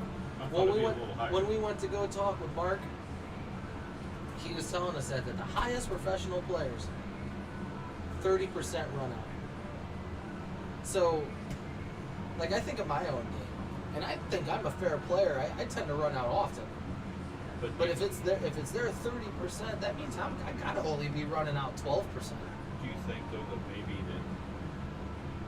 the reason that they don't run out higher percentages because they might end up only having maybe we'll say if they ain't got at least a 80 or 85% chance to make the ball they play safe. Oh sure, you're probably right. Yeah, a lot of the runouts that amateur players have probably solely because they're just a little. A, they're more fearless than a pro, or B, they just flat out don't know as much as a pro does.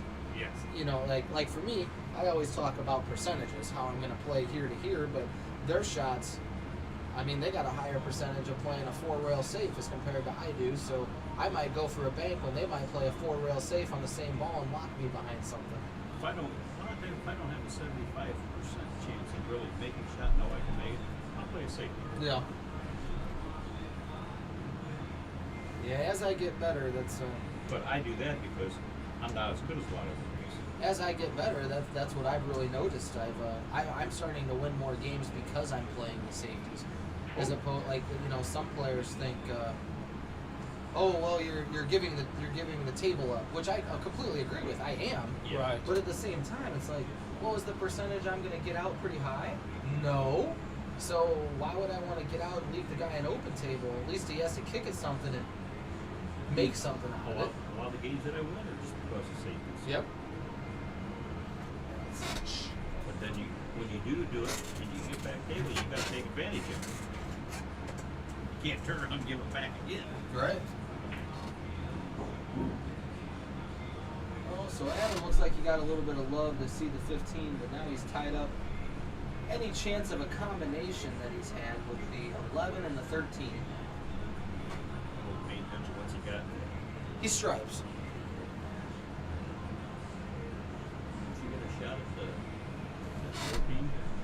He's got a shot at the 15, which is the ball that's near the side pocket. Oh, he does? Okay. Yep. Might try to spin it and come down here. No, gets it soft. Let's see, where's he going with it? Oh, okay. So he got the 12 up in the corner now.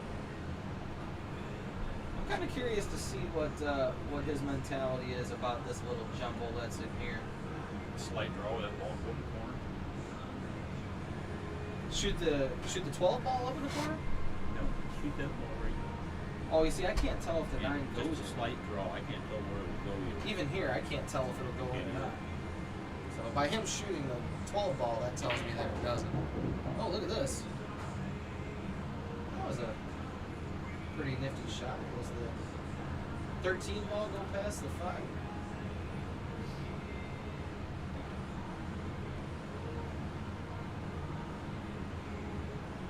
Probably on the nose side of that.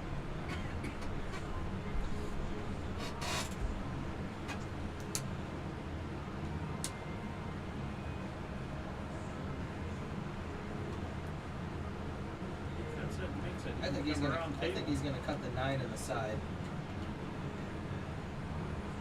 Oh, play safe.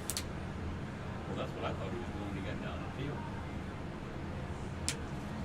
Shawn comes up and he's in a little bit of trouble. Doesn't have a whole lot to look at here. And since they're playing APA rules, here's the other catch too. They can't use jump sticks. APA forbids jump cues. Really? I didn't realize you couldn't jump any good. Masters League, you can use jump sticks. Huh. Wouldn't make no difference. I can't use one anyway. Right.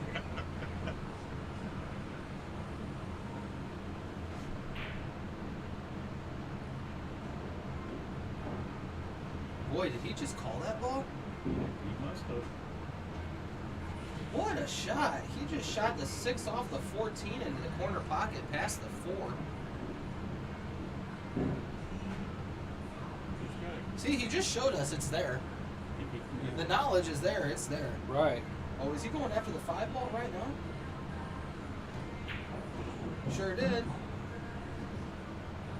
wide open. Gets good shape on the 3, too. Now, this is the shot that he's got to be careful about. It's crucial to get good shape on the 2. Don't get weird. Keep going. Keep going. Ah, you got a little weird. I would shoot it in the side. I'm going to shoot the 2 in the side, and I'm going to let the cue ball run down here. Shoot the 8 up in the corner. He's going to go in the corner, which that means he's going to bring the cue ball back this way. So he's going to try to play it in the side, it looks like, or maybe even the corner. He just lets it go. Oh, man. Shawn.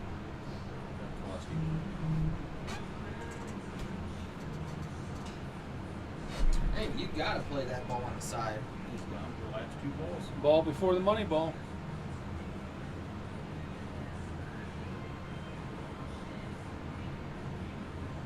I'm surprised he shot that hard. Well, I think, this all goes back to what do I got to do? So now he's probably thinking, all right, I'm just going to let the stroke out a little bit. What do I got to do? I'm just going to let it go a little bit, stop thinking as much, and that's when we get in trouble. When we start thinking, True. when we start thinking I'm thinking too much, in most cases, you're not thinking enough, in my opinion. Yeah. Oh, go in. I'm rooting for you. Hell of a try. But again, another unforced error has potentially taken this game away from Shawn. If I'm Adam right now, if this combination has no chance, I'm tapping this ball and I'm leaving the cue ball right here. I'm just getting the 11 ball to come off the rail. Oh, he hit it too hard. Too hard. Oh, Right idea. yep. So let's see if Shawn can get on the board, because if Shawn rattles the 8, it's going to cost him, because Adam's not going to let him back up to the table. Not the way he's playing right now. No way. Slow rollish. Yeah, Nice. it makes it. Did he win that first game they played? Shawn? Yeah. No. He won the last game of 8 ball they played, and then just this one. Wow. It is the Sahara. Yeah. Yeah, that's where it come from. It just gets up there and stays That's up crazy. There. But they said as long as that dust is So like we're gonna that, get like a dust storm out here? well, it's gonna get hazy. You're not gonna get that much here. It's crazy though. Yeah. Did it come all the way over Coming across around. the ocean? Yeah. Yeah. They say as long as that dust storm is like that, you don't have to worry about any hurricanes. Normal. Yeah, that cuts the hurricane storms down tremendously, they say. When the dust is in the air? When those dust storms like that. Really? Oh, look out, 8. That's another rule, too, we got to remember with APA. The 8 ball counts on the break. That's right. He could have used that. Yeah, that would have been big. Yes. Shawn, right now, to even remotely stay in this matchup, in my opinion, he needs to win this 8 ball set 4-1. Yep. Absolutely. Absolutely. When you're down 8 games, it's tough to come back. But it's not impossible. No, it's not impossible. I can't remember which professional matchup it was, but I remember Shane Van Boning was playing somebody. Might have been in the International 9-ball Open. Was down 9-1 in a race to 10. Guy rattles the 7 ball. Shane gets out, puts an 8-pack on him, and beats him 10-9. Nice. Oh, jeez. Yeah. Wow. Uh-oh, that's a bad There. roll. Bad roll for Adam. Yeah. Put Shawn back up at the table. Yeah, just watching that, he's down 8 games. No way. Match is over. Yeah, no way. Yeah, match is and over. then all of a sudden, 9-3, 9-4, 9-5, 9-6, and then the other guy has to be over in his chair just Sweating. thinking, "Oh my God, this is gonna happen." Yeah. And he knows it's Yeah. gonna happen. And they Sure. use those at those tournaments. This might have been the Magic Rack, but now they use that AccuRack. Oh, It's the the one- instead of triangle that pushes everything together, you push down. No, that's the old Sardo Tight Rack. No, it's like the Magic But Rack it's that they're thinner. using. No, it's got like felt on it. It's Oh. a different feel. That's plastic and super Yeah. thin, but they put little felt on it, and it like makes it not slide as much. Like when you hit a ball across it, sometimes the balls will skid because the plastic's so Yeah. slick. Yeah. But here the felt's there, but now with felt on it, it creates kind of a hump. So then if you don't hit it really good, you can actually see it hump over the. Really? Yeah. Yeah. So I don't. No, right now the big one is the Turtle Rack. Yeah. That's what a lot of people And are what's using right what's now. the deal with that? It's just universal for 8, 9, and 10 ball. Is that Pretty what they much. are? Have you seen what the Turtle Rack looks like? Yeah. No. Looks like a turtle. So so it's got kind of a plastic piece going up like this, a plastic piece like this, and then a plastic piece like this, and it's just a circle. Right. Right. So the one ball goes up here, the two balls go here, boom, boom, boom, boom, and then here, and then oh, you know what? I actually think there's one that goes down too. So Yeah. there's one here, here, and down. See if you pull. a Yep. picture. Yeah, we'll do that. And then it's like the new Magic Rack. So Sean's working hard trying to get out of the rack. Hey, Sean's gonna get out. Look at this. He did it. Good for him. Now that was that just an ERO or was that a break and run? I think that was a break and run. He won No. the last game, didn't he? You know, Yeah. Sean won the last game. He broke that rack. Yeah, it might have been a break and run. well, they got a couple different designs. For the turtle rack? Yeah, but there's the one he's talking about, the circle with the. Yeah. But they also got it. See, they come down like that. So the 9 ball, you got, if I'm just going in order, 1, 2, 3, 4, 5, 6, 7, 8, 9. And then this one is for a 10 ball rack. And then this one includes the 8 ball But rack. that's just a thin piece of plastic too. Yeah, that one's just plastic too, but for some reason people are all the rave right now on the turtle rack. But they were like that with the Magic Rack too. That's an AccuRack. That's the AccuRack. After I Yeah. seen the Magic Rack used down here, that pavement, Yeah. after I seen him using it the way he was, I was like, man, that's disadvantage. Yep, you're right. He knew it too. Oh yeah, absolutely. Well, Well, but he used it to his advantage. but that's Yes. that's just the thing. And you know what really frustrated me when I was calling that matchup? Someone, I don't remember who it was. Someone got online and pretty much said that I was calling Abe a cheater. I'm like, No. how are you cheating if you don't say that you can't do it at the end of or at the beginning of the match? That's right. If He's not cheating. and that's why I asked the question: are you putting the 2 ball in the back? Because if you don't put the 2 in the back, pattern racking becomes legal. Right. You know, and then when they're both like, no, we don't need to put the 2 in the back. I just kind of pulled my hair out a little bit. I'm like, this is gonna be quick. Whether if it's for Abe or whether if it's for Dustin, You're right. because you can put the balls wherever you want. Yep. And he did. You know, Abe taught me to never use the Magic Rack ever again. That's what he taught me. Yeah, Some exactly. people would be like, oh, I'm gonna use the Magic Rack all the time. No. Well, Because if you're playing somebody else good, you don't want them doing So that to you. what I've seen him do is put the 9 on the spot. Yeah, that'll That take a way lot of it away. The wing But- ball doesn't always go. But when you're pattern racking, though, you can still control. As long as you Yes. make a ball in a Yes. break, you can still control where Right. the balls are moving. Right. I still don't like the idea of you wrecking your own balls. Oh, I do. I do now. To your advantage, No, You what think? what happened to me and where I got on racking my own, I was at a tournament in Chinoa, yeah. old-fashioned tournament, and I always told myself I would never run a tournament where it's rack your own. I didn't like it until I come up across a player when it's Hill who gave me a bad rack. That's when you want to walk up and watch him wreck the ball. Well, yeah, but I mean, it never happened before. And on top of it, it was a guy I knew. And he put those balls up there, and I just wasn't thinking about it, and I broke, and I looked at him, and he was looking right down at the ground. And I looked at him, and I go, you need the money that bad? I said, you need the money that bad to screw? Oh, I made a big old thing about it.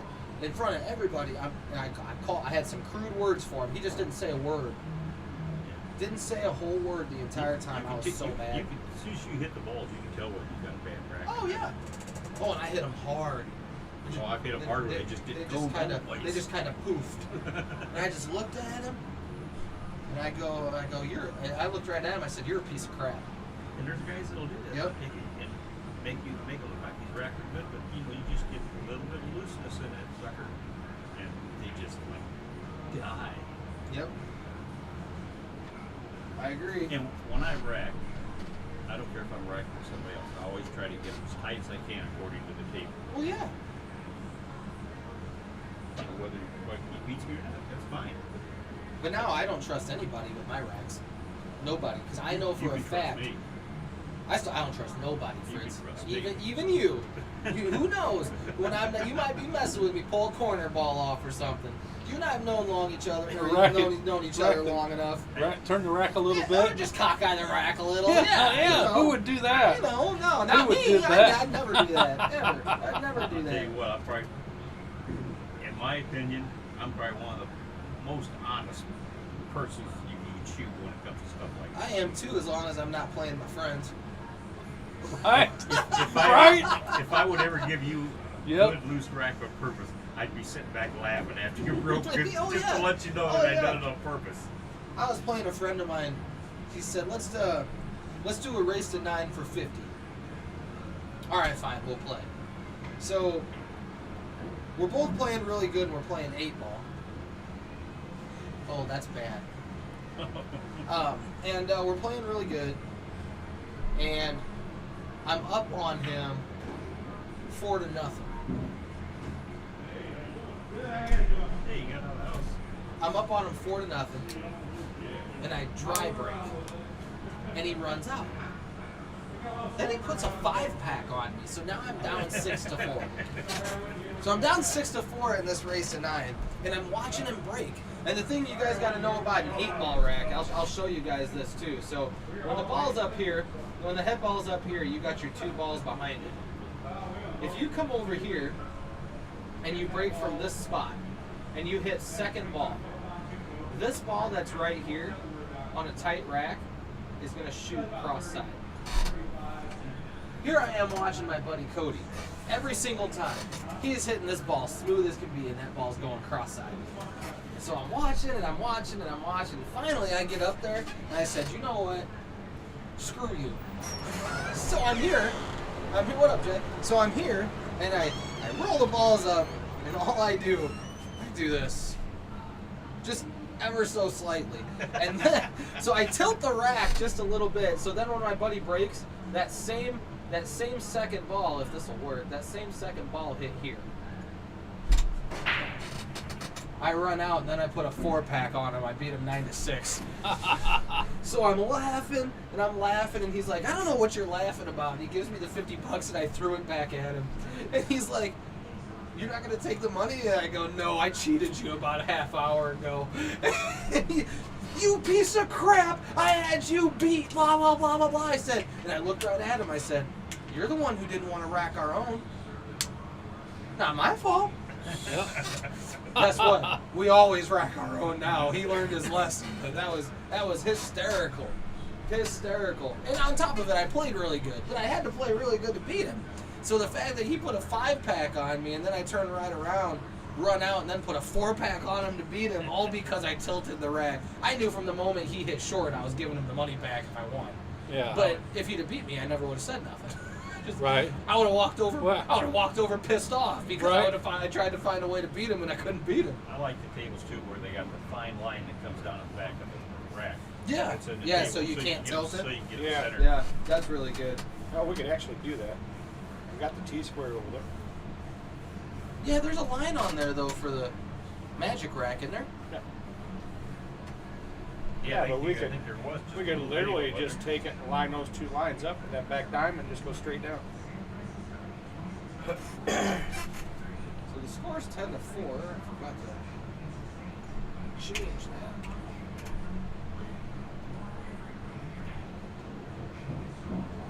that. It got awfully sunny out on the boat.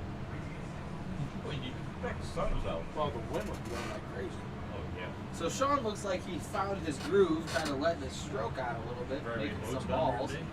Huh? Very many out. There were I don't people like, out on the wind I boards. don't like it goddamn late on the weekend with all the people out there. I don't mind going Friday morning. I wouldn't go on a Saturday or. I've been down there when that water was goddamn choppy. It wasn't the wind, it was the boats. So he's got to be careful here because he's got that 2-ball that's in jeopardy. He's going to run out all these balls and he's not going to have a way to get to it. I had Brian's basketball. I had it out of the water probably about 3 or 4 times down there one day. There you go, Jay. Why don't you sit Oh, down? you're fine. No, you sit down. I'll go out here and sit down. No, that's all right. I'm sunburned. The air conditioning feels good. It's up to you. Sit your ass down. All right. I told you to sit down.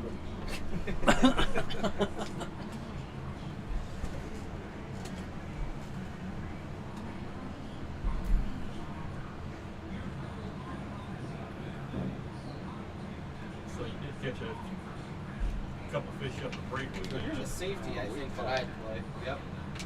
I think 5 or 6 that day. Uh-oh, did he leave him a shot? You got to look. Oh, you got to be looking for Shawn to try to shoot the 2 on the side, I think, here. I think he left him enough where he can make it. Pretty That darn might close. not- yeah, that might not be good. Might have, but watch the 8-ball and watch the cue ball, because this could get bad really Yeah, fast. mine. Oh, nice. So he missed the 8-ball, Good but hit. he missed the shot.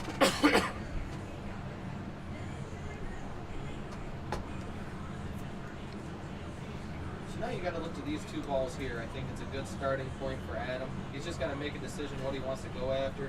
He's got to be careful because if he doesn't hit this very good, he's going to draw this way, and he might wind up here, which is kind of weird. So he hit it pretty good. We're good.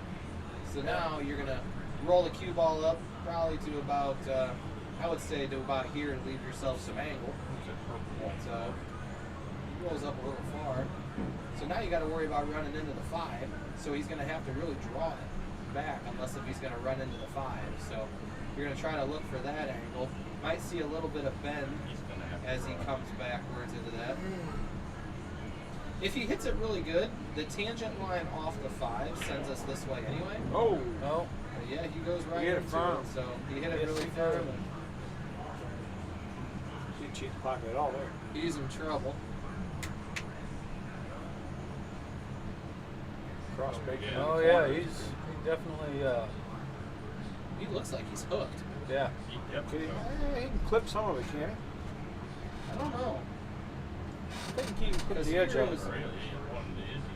Well, he can hit. He looks like he clipped the edge of it. What is that? That's 10? Yeah, he could. Oh. Okay, he just played a safe off the 14. That worked.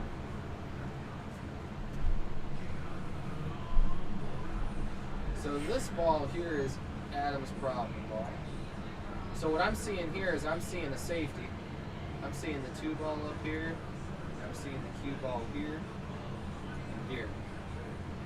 Right there. That'd be a good shot if he does it. That's That'd be a strong shot. yep, that's what I do. So he actually has to hit in order for it to be successful. If this thing would quit lagging on me, he has to hit that ball about right here for that to happen. So that would be a shot that I'd choose. Shawn's staring at the 5 ball though. I'm not sure. Is he gonna make it? No, he's going to hit the rail cover and block it on 14. So what is he gonna do? Set it here? Set the cue ball Yep. here and bring the 5 ball up to here? Eh, Yep. that wouldn't be bad. The only thing I don't That's like what I'm about it thinking. though is he can see this ball. Right. And does it cut down in the corner? Or up in the top left corner? This ball here? Yeah. I don't know. Looks like it Oh, I might think have a it chance. does. Oh, here we go. Look out for the safe. Oh, he tried to make it. Yeah, he did. He's gonna get Oh, lucky he come safe out out of winding it up anyway. swinging like a rose though. Look at that. Yeah. So I don't think Adam can see the 14, so I think we might have to pay attention to this ball here. He might be able to. He probably clipped. I don't know if he clipped the edge of it or not. So where is that? He did enough to get the cue ball before we get sent. Here is this. So if I 5 ball. Yeah, I don't know. I don't think so. I don't think he can. I think he's stuck at the. He's not even. Yeah, he's not even looking at the 14. He's looking at the 12 right now, or at the 13 ball. So if he can hit that really flush, I would actually say try to hit it off this rail and bring it up here. He could have. But I think he's just going to bank that Shawn can't get back to the 5 ball. So it looks like he has a little bit of angle. So if he shoots the 4 ball up here, he's going to have to hit it really good, but he's got a chance to get back to the 5 if he gets the cue ball here. He's got to make it. Nice shot. So yeah, pretty. Okay, Now so you can get back to the 5. now you're looking at a 3 rail shot. Yeah, he chose to go 2 rails. Yeah, I don't like that because you gotta load that ball You up. gotta load Throws it up that with sucker draw. out of that pocket. Yep, you gotta load it up with draw. He got there though. Yeah. Or I shouldn't even say that. You gotta take your time. Like when you get down there and 2-stroke you it and gotta hit it fire square. at it, you're gonna rattle it. Yeah, take your time, line everything up, hit it good. Yeah. So it looks like the 14 in the side. Oh, it shoots another corner. Did you guys see his cue? Looks like he was setting up in the side. Really?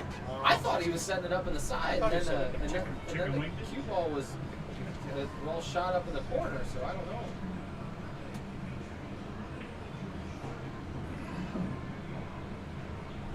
So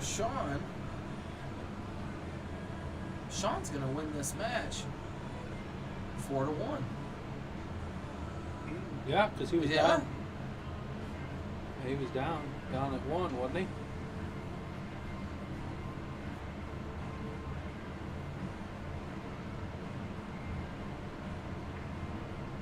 They're doing playing 5-8 ball, 5-9 ball. Yep, Yeah. that's what they Okay. are. It was 8 Oh, don't 8 to scratch. 1. Was it? It was 9-1. Now it's 10-5. Wow. Yep. I was saying earlier that if Shawn wants to stay in this match, he has to win this 8-ball set 5-1, and he did, or 4-1. He in order to come anywhere close. So now we're going back to 9-ball. So Shawn's not out of this yet. Pop up our sponsors up here so everybody can take a look at it. I'll step out here and get my drink and sit down. Yep. We're gonna take a Quick break.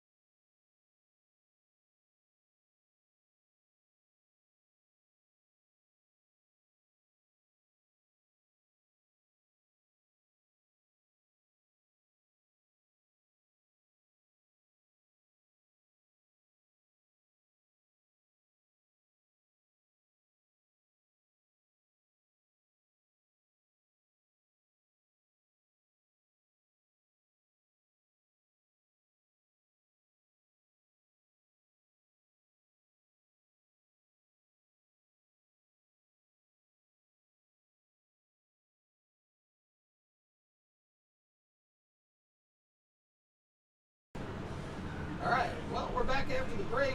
Shawn has stayed in the fight. It's now 10-5. When we started the last 8-ball set, it was 9-1. So Shawn has made a comeback in the fight.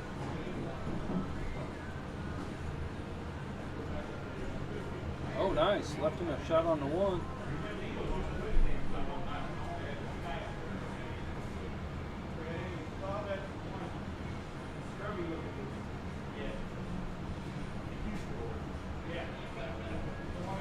Shawn's got a shot on the one, so now he's got to worry about the two. So this is a shot that I'm going to gear up just a little bit with some draw. I'm going to come off the rail, come back here. Anywhere I want, here or here, doesn't matter which one. So he's still got an angle to get back over, so which is good. Just got to make this one. This one's very rattling. It's that Nice, really smooth, nice shot. good shot. So for me now, I'm going to shoot the 3, and I'm going to come all the way back over here to shoot the 4 right here. Oh, he hit that really hard. Look out. Find the gap. Find the gap. He might have gotten lucky. Oh, holy smokes, man. He hit that ball hard. I think he's shooting the wrong ball. Oh, I thought he was shooting at the 5. No. Man. No, I knew that. No. Wow. 5 to the side. So now I would say you roll forward to here and shoot the 7 up here. Oh, he tries to bump it. Man. Don't bump balls unless you have to. Right. Don't do it. Right. Or if you are going to bump a ball, you better hit it real good.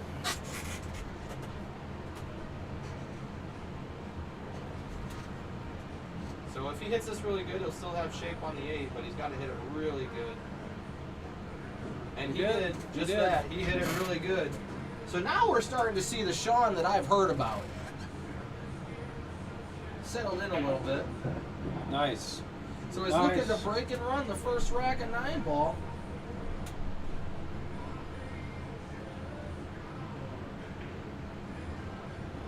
Oh, Shawn. no! But you see how he rushed that? Yes. He got right down. He didn't look at it. He just boom, just got right down. Man, oh man. Yep. Yes, he did. That's no good there. I was rooting for him too. What's up, Luke? He plays that great set. He plays that great set of 8-ball. And had a good run there on that rack. Golly. That's too bad. Unforced errors.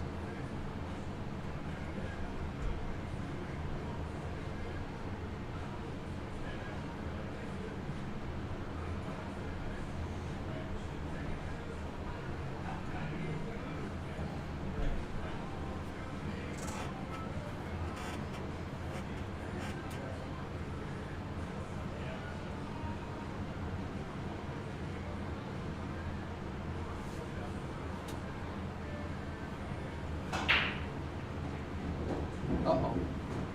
So Adam, again, he's kind of let that cue ball go in the past couple racks. He made a couple balls to help Shawn's cause, but you gotta worry about these right here. Yeah. That's the major problem. Now the 5-ball does go up there in the top right-hand portion of your screen, but other than that, there's not a lot of good shots for that. Hey Josh. What's up, bud? There you go. What's this for? Huh? Just give me 13 on that board for that stick. Oh, got you, thanks. Yep. Whenever you can. I do it now. Even though that's not the one I want to win, but if I do, I Make me a deal, right? So let's see what Shawn does with the 4 here. I'm curious. He's going to come around. Okay, so he decides he's going to play the combo. Okay, so you got to watch carefully here. So he's got to hit the 7-ball here. So the 5-ball looks to hit here and then come this way. If I win it, I like your deal. I want the other one. So he hits that pretty good. Now you hit it here, and I would say you just put a little stun on it, draw it down table, shoot the 6-ball into the side pocket. Let's see what he opts to do. I don't think I like doing this because I could possibly go past it and then squirrel myself on the 9.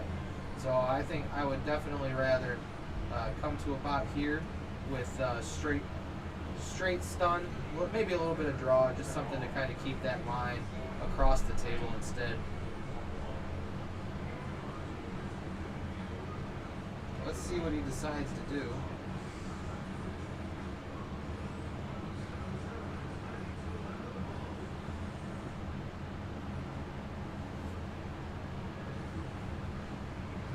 Good news is he's taking his time and he's thinking about it. I think he realized he shot that last one pretty quick. Did you say number 13, Josh? Yeah, 13. See, he goes across it. That's what I was worried about. You're going to have something bad happen.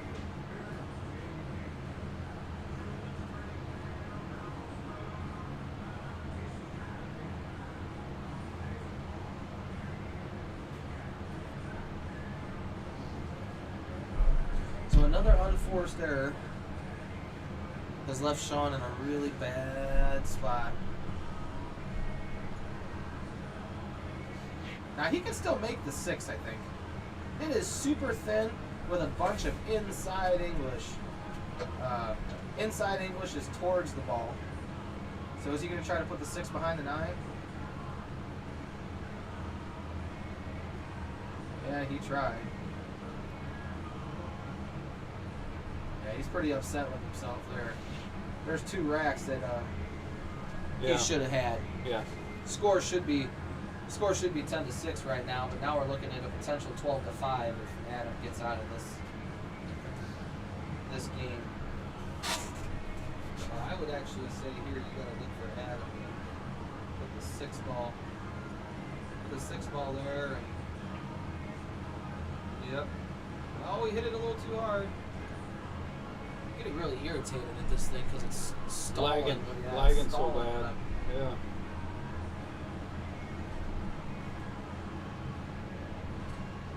So Shawn's got another chance here. Maybe set the cue ball or the 6 ball here and bring the cue ball around. Send it down the other end of the table. And he looks like he's gonna bank this ball. He's gearing up. Oh, he cut it. Oh no. No? Alright, so here we go. Rule 1. Take your time, make the ball. Make the ball. Don't shoot it so fast. You already pulled the trigger. You already pulled the trigger. You shot it too quick.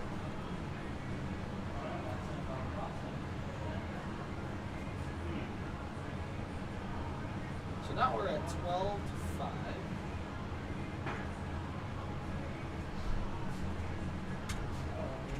Unfortunately for Shawn, he's given Adam every game a 9 ball. Yeah. Every game. Yeah. It should be 10-8 right now. Yeah.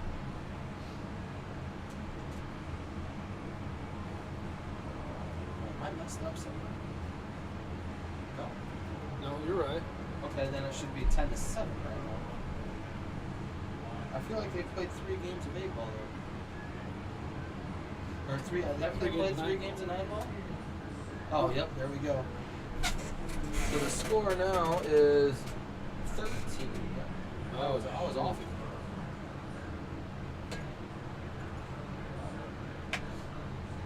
So the score is 13-5, and the score should be 10-8.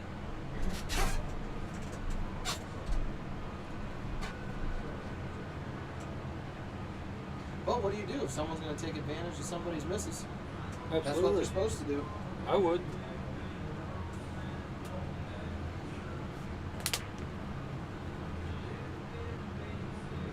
Looks like he hits the bank pretty good. Is it?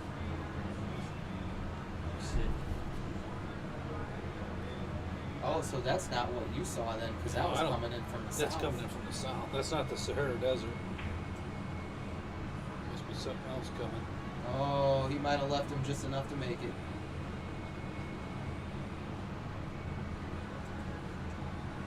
So even if he can make it, it's still pretty rough to get shape on the 4. You might have to look into running into the 9. It's pretty rough.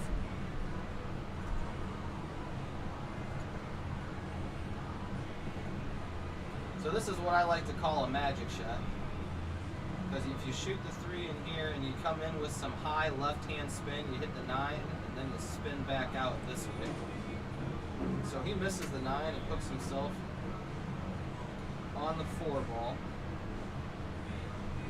I can't tell if he can clip it. It looks like he can clip it, so maybe looking to play it safe, send a cue ball behind the 6. I don't know what he's going to do. No. 2 things with safety, separation and speed. And I think he might have hooked it. Don't look like it's going to last long, though. What's that? Storm don't look pretty. It's real small, big. narrow on the radar. Just enough to get it more human. Yep, Adam's going to kick at it. 2 rails. Almost makes the 7. So Shawn really needs to shoot this 4 ball into the corner pocket. There's no reason to come off the 4 and potentially rub the 5. That could create something horrible. So you just shoot the 4 here, just put the cue ball here and take your chances with the 5 and move the cue ball this way. If you shoot it in the side, your chances of just rubbing the 5 ball so bad. Yep, good shot. So now, as he's shooting the 5, we have to start to pay attention to these here. Does the 8 ball go past the 9? Because right now it doesn't look like it does. So this shot's difficult, but it's not overpowering. Shoot the 6 here, and bring the cue ball 1, 2, and 3 rails back down the table. Just got to make the ball. You can hit it kind of soft too, really. It's pretty good. Oh, is he going to get the bump? He Yes, sure he does. did. He sure does. Wow, finally Yep, a little he luck gets for the guy. bump. So, well, it's still hard though. It's still hard though, because that 8 ball can't go here. And right now, the 7 ball's trouble. He's jacked up. So this is really tough. He's going to have to jack up, I think, and come back down table. I don't think, if he goes through here, that's going to take him like this, and it's going to hurt him. So I think well, let's see what he does. He's not quite jacked up. He's still on the high part of the ball. There you go. Now you're starting to get into the middle of the ball. Let's see what he does. Look out, scratch though. Watch out. Oh, he hits the 9. Great shot. Don't get in front of the ball though. 1 Mississippi, 2 Mississippi, 3 Mississippi, 4 Mississippi. So within 5 seconds, Shawn was down and shot that ball. Just not really taking his time on the real hard shots. You gotta take your time. So he's given a potential another game to Adam here. This looks like a stop shot. I would say it is. All you gotta do is put the ball in the hole. And then so he squeezes it over there a little bit, and then the 9's just gonna go right there to put Adam on the hill. I like to do a scotch doubles.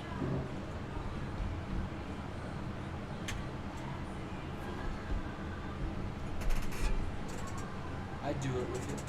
Yeah. Yeah, I saw that already. Yeah. Those guys are gonna get robbed. Oh yeah. Yes. Without a doubt, that's Yes. stupid. Yes. That's stupid.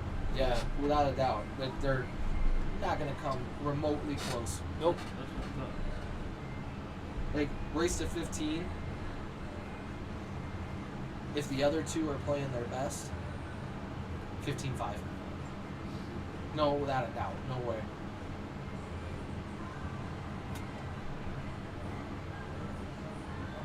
So Adam's made it to the hill. Here we go. Game number 20.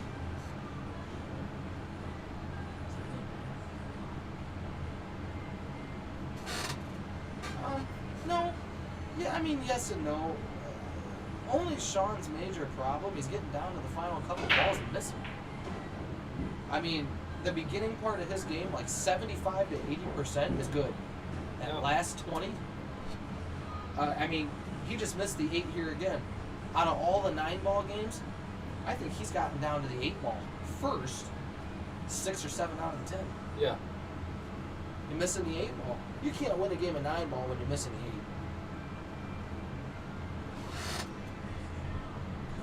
But I mean, some of the shots that he's made leading up has been very good. You can tell it's there.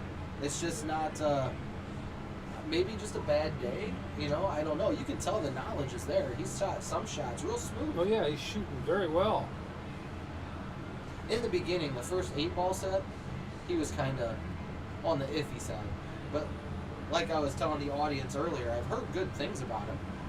So I don't know what's going on in his head.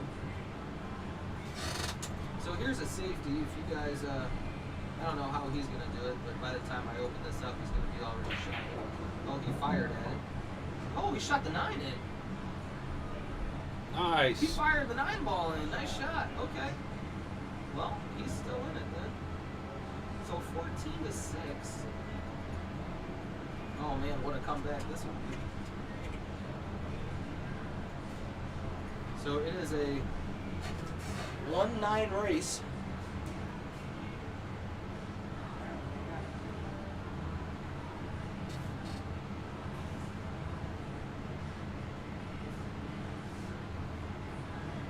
Huh, I guess I am off a game, so I guess the score is 13. Huh. I don't know. I could have sworn that they just played 5 games of 9-ball, but maybe not. So there's still life left. I like 9-2 better than 9-1. I was just told they only have Adam only has 13 games.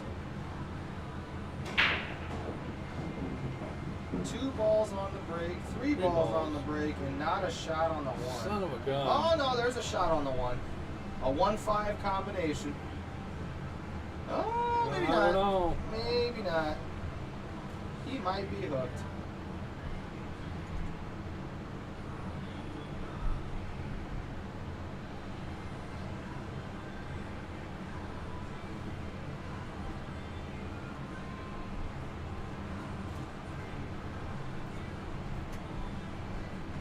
Well, let's see if he can hit it smooth. It looks like he is going to try to slice the 1 into the 5.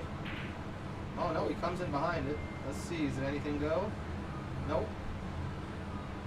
That's one thing I learned from Justin Bergman. When you play 9-ball and you can't hit a ball, if it's not in a pocket, you better be blasting it to some bitch. Right. Because you never know what can happen. If you just try to baby it, you might not even get a rail. I mean, sometimes it's okay to baby it, like maybe trying to lock the ball up in a safety Right. or something like that. Right. But overall, if you got 2 balls, a cue ball and an object ball that are both in the middle of the table, it's pretty rare I've ever seen Bergman hit it soft. Drills the bank. Uh-oh. He drills the bank, which opens up the entire rack. This might be the quickest rack of 9-ball that we've seen because they're all pretty self-explanatory. All he's got to do here is make this one. It's the hardest shot on the table he's going to have. Yeah, he rattles it.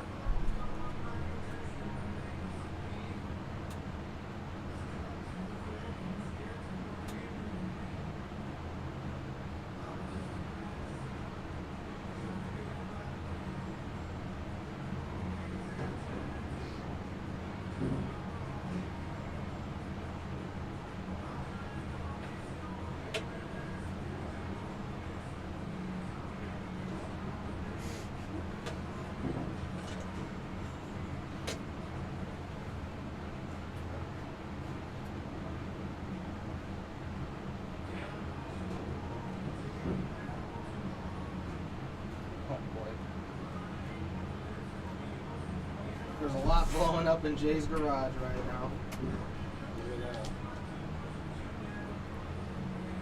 Check it out.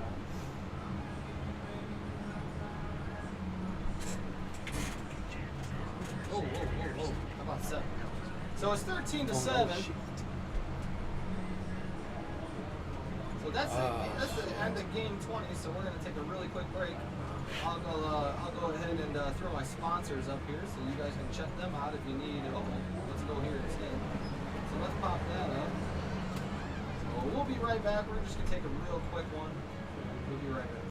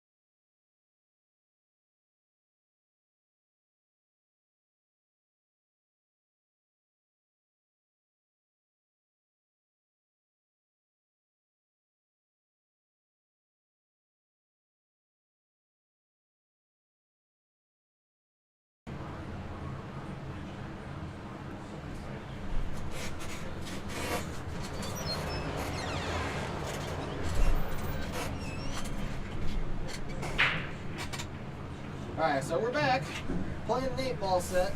The race now is 8-2 in favor of Adam. Adam needs 2 games and Shawn needs 8. So it's completely possible right now. Shawn played this last 8-ball set pretty strong. So we could see potentially, I mean, heck, if Shawn actually plays well, we're looking at 13-13 if he plays anywhere close to what he played the last 8-ball set. So we'll see what he does. But I tell you what, an 8-2 race is pretty hard to. I'm sorry, it would be 13-12. An 8-2 race is something super hard to fight. Yeah.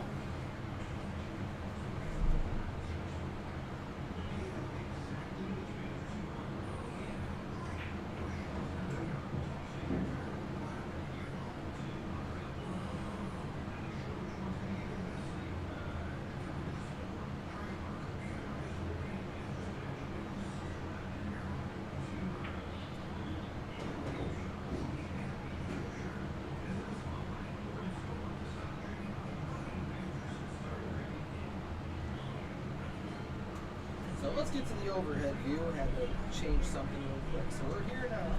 So the game day ball. Let's see, well, the balls that are off the table. It looks like Shawn has elected to play with stripes. So he's looking at the 10 ball right now, but Shawn's got himself into trouble because you got to watch where the 1 ball is going to go. The 1 ball has potential to pop out in front of him as he's trying to shoot his next shot. So the ball that he wants to shoot next is the 11.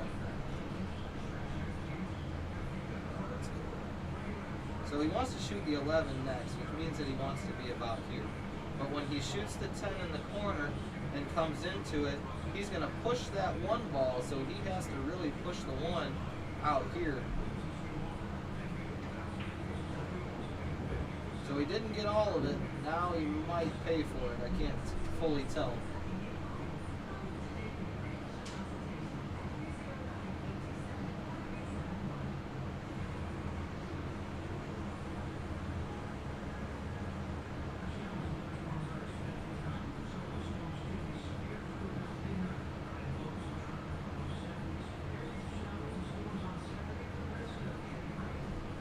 Let's see if we can get here.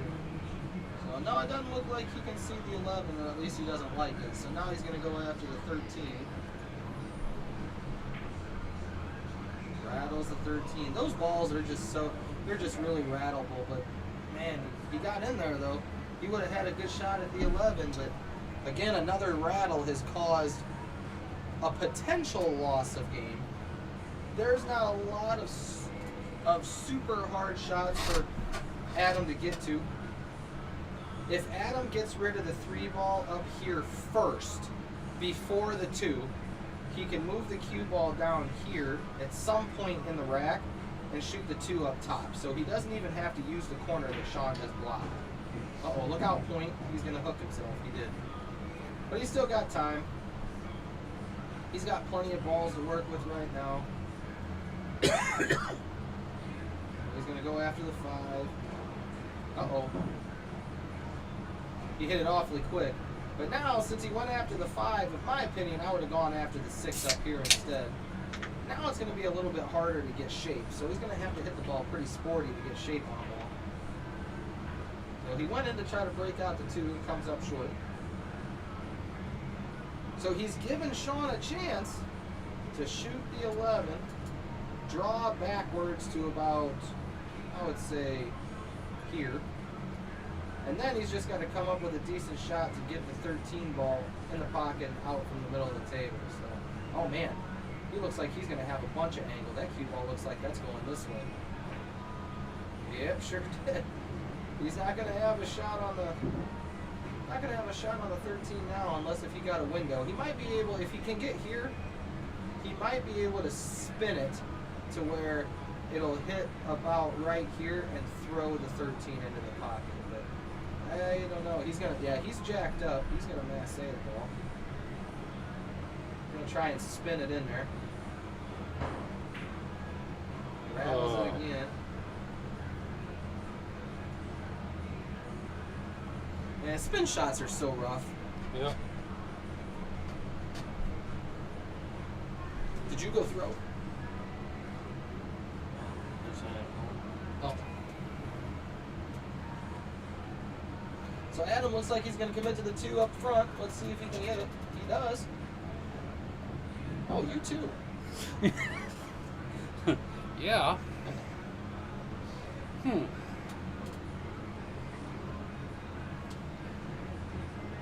So now this is a shot that some players might miss.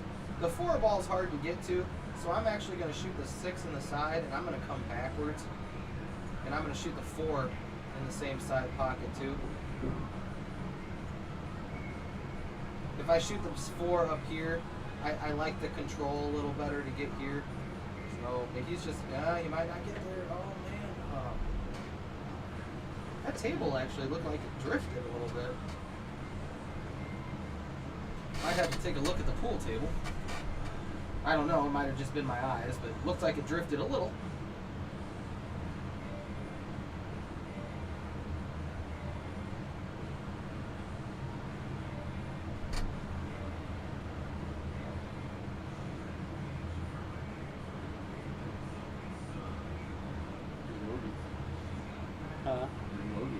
Yeah.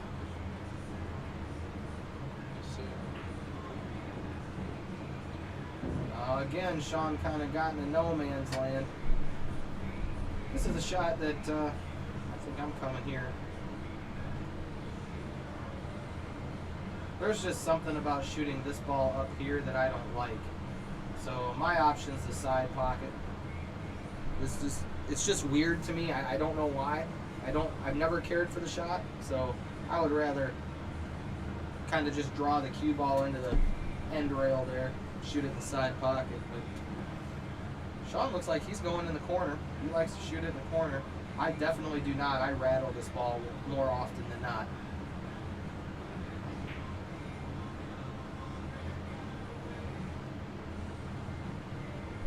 So did he leave a shot on the 3? I don't believe he did.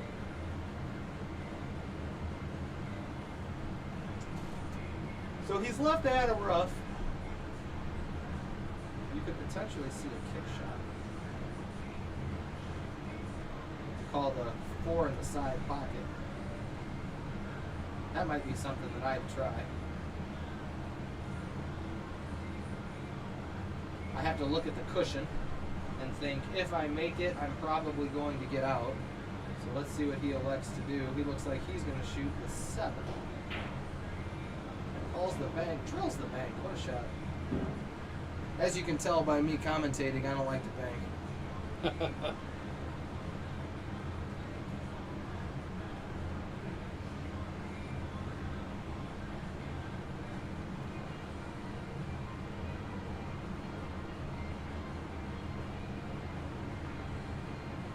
Oh, he misses it. He had to overcut it a little bit. So he's let Shawn back in to steal this game from him to go 13-8. All Shawn's got to do is make it. He puts it in the hole. Shawn's not done yet. Nice.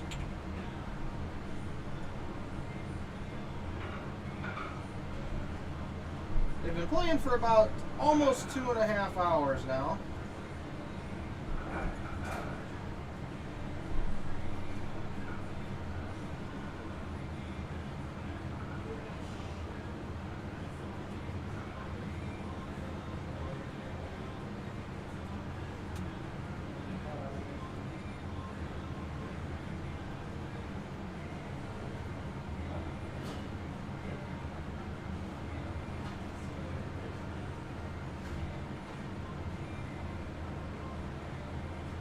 See you, Fritz.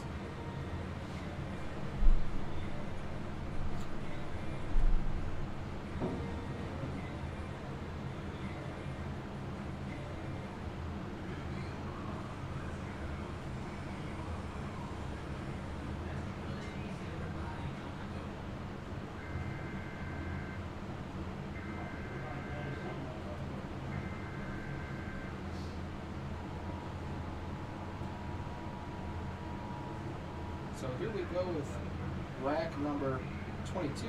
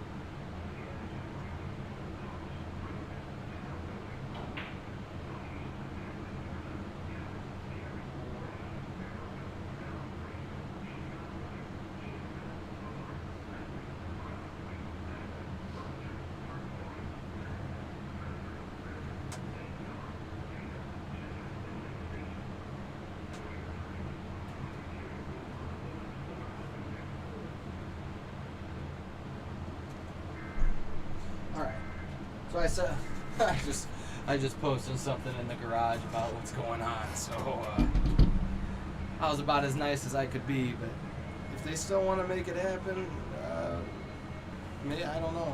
But I pretty well just told those guys that they were at a disadvantage. No business playing that match.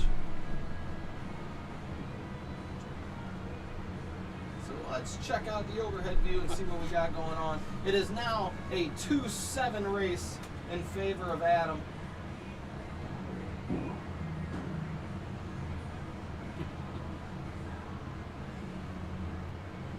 Tucker said, wow. Sorry, man.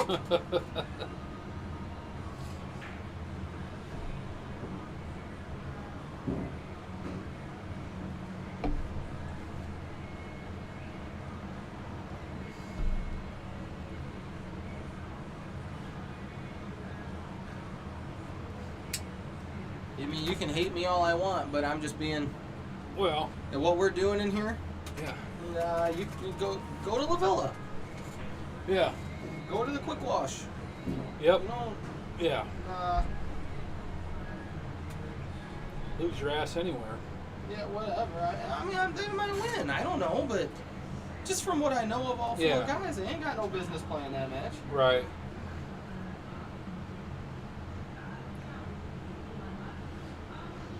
So let's see.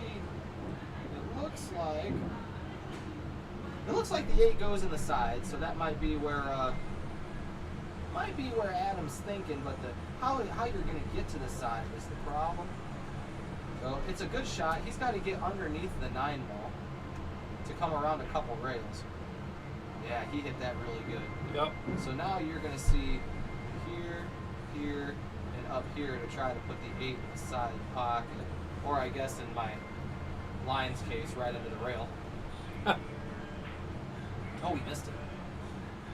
Yeah, you can't miss it. Did you see how fast he got down and shot that one? Too fast. Boom, Way boom. too fast. Guys got to slow down and execute. I mean, That especially when you're getting so close to the 8. Yep. Why are you gonna get down and fire at something? Yep. Shoot it with some thought and with some care. Yep. Make sure that you get there. Make sure that you make the ball.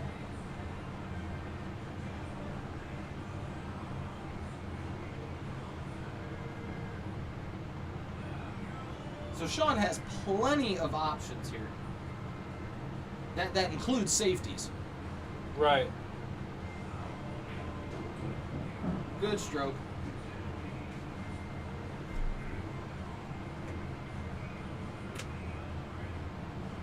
Oh man. Another missed shot, man. I don't know. I mean, Shawn's kind of throwing his hands up. I'm kind of throwing my hands up. He doesn't know what's going on. I don't either. Right. He might have even left Adam a shot at that. I think he did. He sure did. Oh, man. That's too bad for Shawn. Yeah, man. That's You know, that also goes into the idea, though. If you're not confident in a shot, why don't you hide him? He's run all. I mean, we're playing a game of 8 ball. There's still 7 balls on the table. Right, you got plenty of Why balls don't you out there. put him behind one? Yep.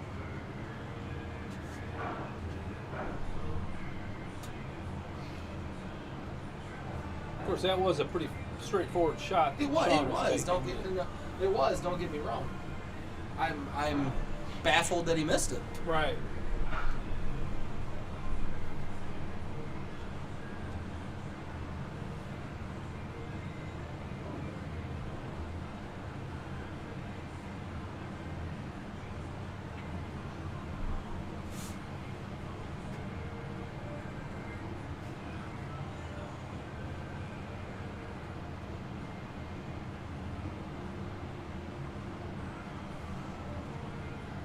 So Adam's on the hill, breaking game 23.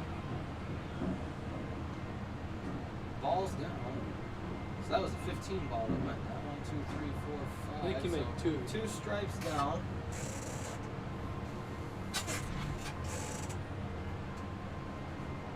It's alright, man. I keep playing footsie with you. That's all right.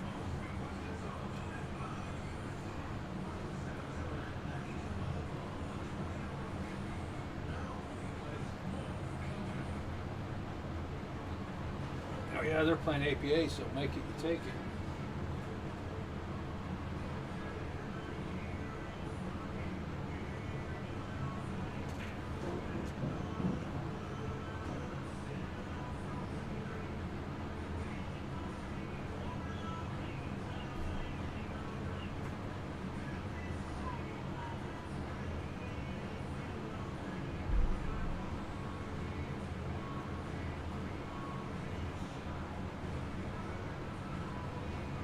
looks like the 14 in the side, or 14 in the corner would be the.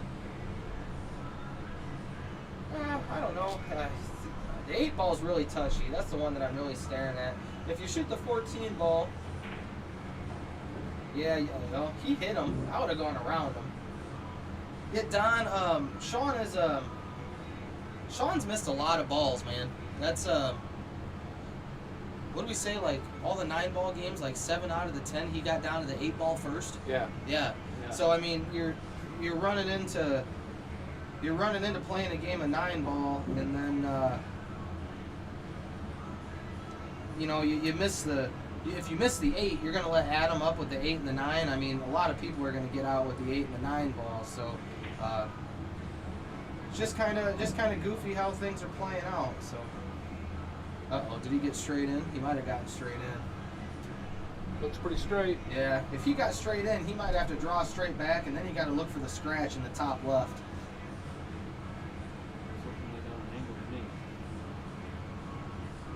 So if he drew back about to where he is,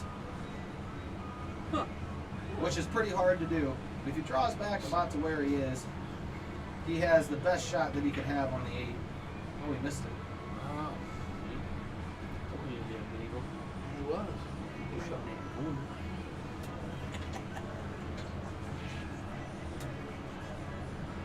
Oh man. Yes, sir.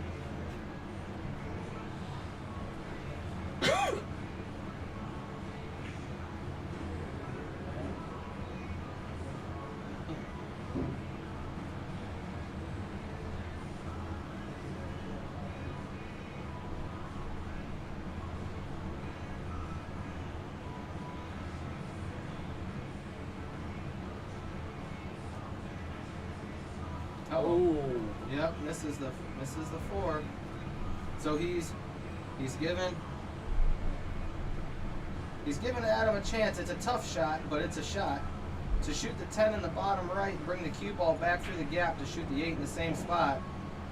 Yeah, he didn't get there though. He didn't hit it with enough power or at all. So he's got a decision he's got to make. He's gonna cut it. Man, that's a tough cut. That just screams scratch shot. Yeah, it's a bold move.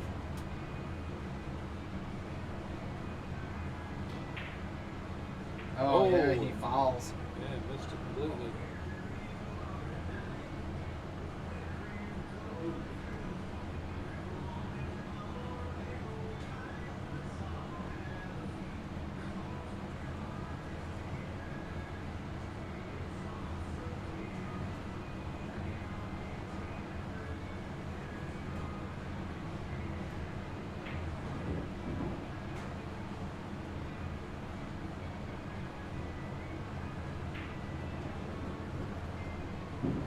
So let's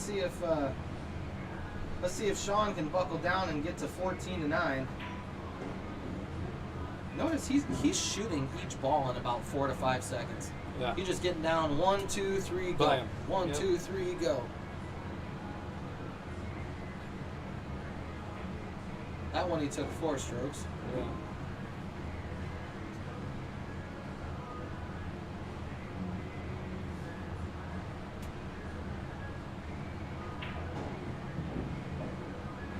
Oh man, he's done it again. You gotta hit it. Man. Now look out for a scratch shot. This might not be good. Good shot. Get out there. There you go. Good shot. Now you gotta take your time and put the 8 ball. Really look at it. Yeah, he did there. I looked out the window. He took his time and gave it a good look before he got down. All right, so We got it. 14-9. We got it.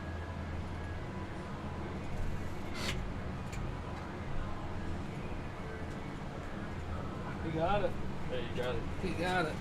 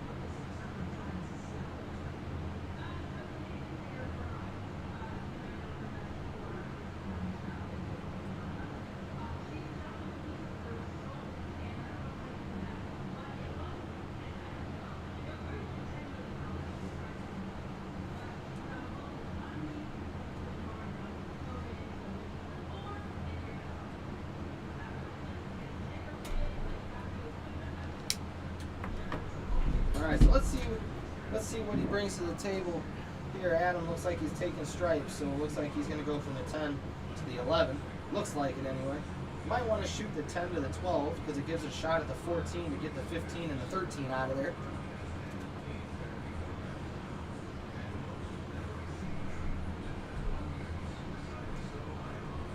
Goes to the 11, looks like he's trying to track the 9 ball down. So this next shot's crucial. It looks like he's going to play the 15 in the corner pocket. Oh.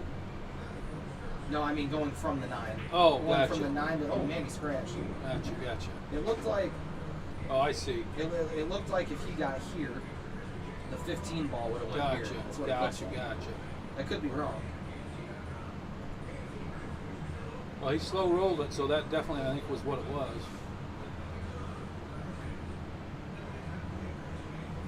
What's up, Dave?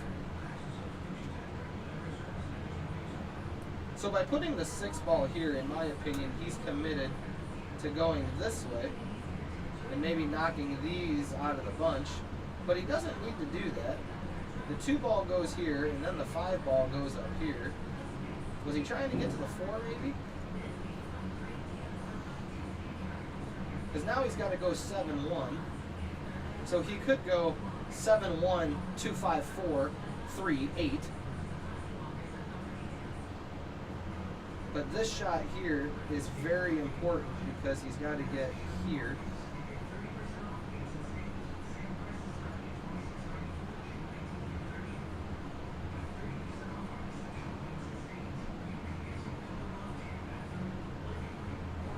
He chooses the 3 ball. I wonder what his thought process is to get shape.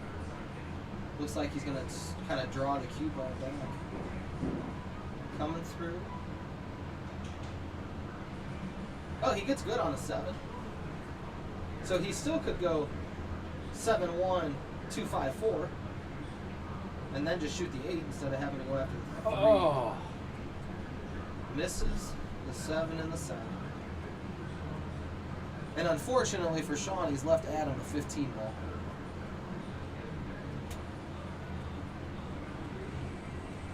So let's see if Adam can get through the 15 and maybe... Oh, he rattles it. Man, that took him 2 seconds to shoot that. Wow. Just bam, bam. Yeah. He got down, took a stroke, and shot. But now, because of Shawn's unforced error, like, I always just talk like, if I miss a ball that I'm not supposed to miss, I'm supposed to lose the game. Right. So by saying that, even though Adam missed, he locked up the one pocket that Shawn needs to make all those balls. Yep. So, but if Yep. Shawn would have made the 7, ball never would have been there. Right. And that's just how I look at my own pool game. I'm just like, I should have made that, I'm going to lose. And then normally something like this happens where if I don't lose, I got to work my ass off 20 times harder. Now that pocket's blocked, now Yep. what do? Now you got to get around to the other side. Yep, now you got to shoot the 1 and you got to try to come here and back. Right. And that's hard because you got to put high inside on that to keep that angle. The angle he's got now looks something to be like this. If he just puts high on it, it looks like it's going to drive there and out there. So, but if he puts a little bit of inside on it, you could maybe get this line and then get this line instead. Right. Looks like he is putting a little high inside on it. Oh, he got down there. That's a good shot. Yes. But now the 4 ball's still in major jeopardy.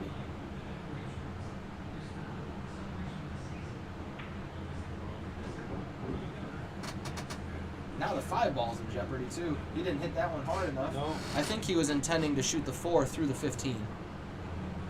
Oh, yeah. So now this would be like a stop shot to a bank. Almost. To shoot the 4 past the 15 and kill the cue ball. Right. And then bank the 5 ball cross side. Yeah. Because it doesn't go anywhere else. Right. Can he get the cue ball over there, though? It looks like he's gearing up to get it over there. Yeah, he tried to get it over there. Shoots a nice shot through the 15. Right. That was good. But. Oops.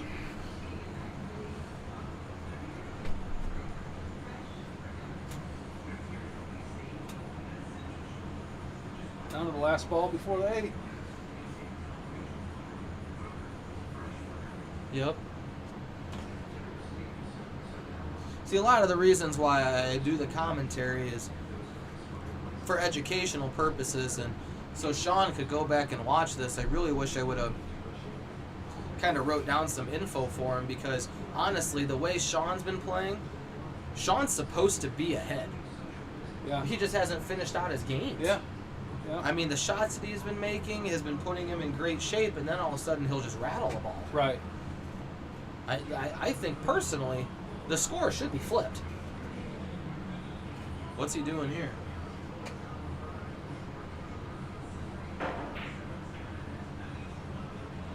Look at this. Creates separation. Huh. Puts the 5 in front of all 3 balls. He might be able to clip the left-hand side of the... Well, it would be the right-hand side. Might be able to clip the right-hand... No, it's the left-hand side. Might be able to clip the left-hand side of the... No, it's the right-hand side. I'm sorry. I'll get my directions straight. Right-hand side of the 12 ball. Might be able to clip the right-hand side of the 12 ball. If he can, cue ball comes through here and then maybe back through here and would hook Shawn from his 5 ball. That's about the only thing that I see. Let's see what he tries to do.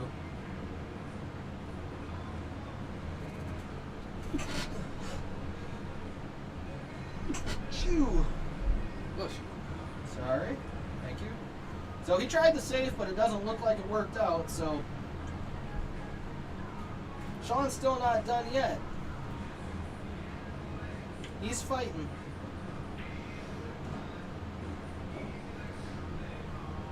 This is a shot I think I'd play in the corner, because if I do miss it, I'm leaving separation.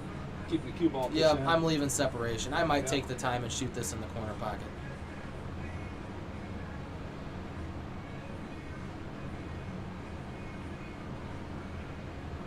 But he makes it. It doesn't matter. Well played. So both players have hit double digits tonight.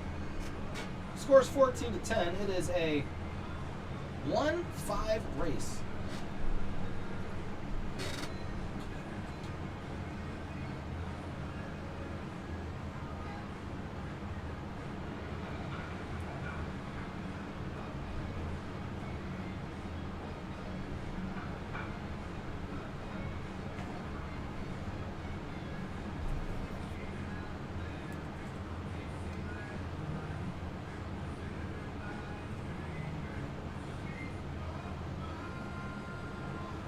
You know, it sucks getting old.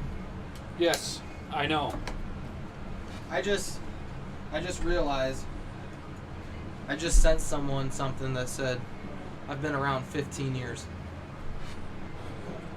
Me. I've been around the game for 15 years. Oh. I remember when I started pool. Yeah. And to think that that was 15 years ago blows my mind away. Yeah. All the good journeys that I've had, all the bad journeys that I've had. Right.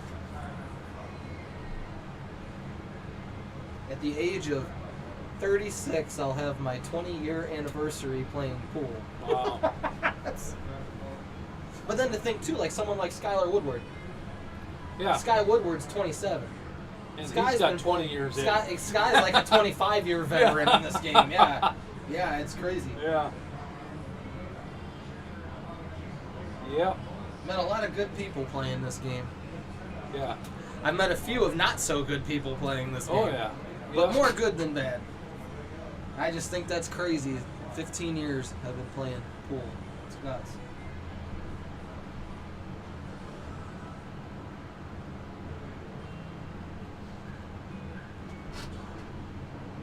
So Shawn has to be very careful in his decisions. And truth be told, he cannot miss late in the game anymore. Nope. If he's going to miss, No. it needs to be early. Right. Where all those balls are still on the table to help him Right. help him Have a chance. potentially not let Adam get out of the rack. But Oh, no, shoot. man, yeah, the big problem now that Shawn runs into, which could be good or bad. The next game's 9-ball. There's no balls really in the way now. Nope. You know. Nope.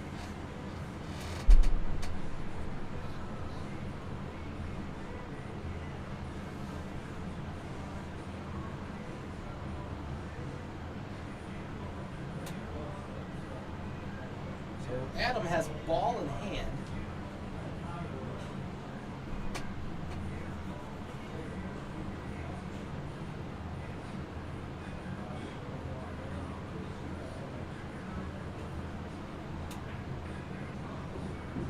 So he goes after stripes, bumps the 9 ball just to a different position. That's got to be frustrating. Yeah. Yep, definitely probably didn't want that there. Good news, I think the 9-10 combo is pretty straightforward. It looks like it is. Just Adam's got to get shape on it. So you get shape on it by coming off the end rail first. With some, well, I shouldn't say that. You don't want to come off of it first, but you definitely want to cut the ball to where you're hitting the end rail. So with a little bit of inside spin, you need to hit the ball here, come off the rail, and the inside spin is going to kind of take you this way.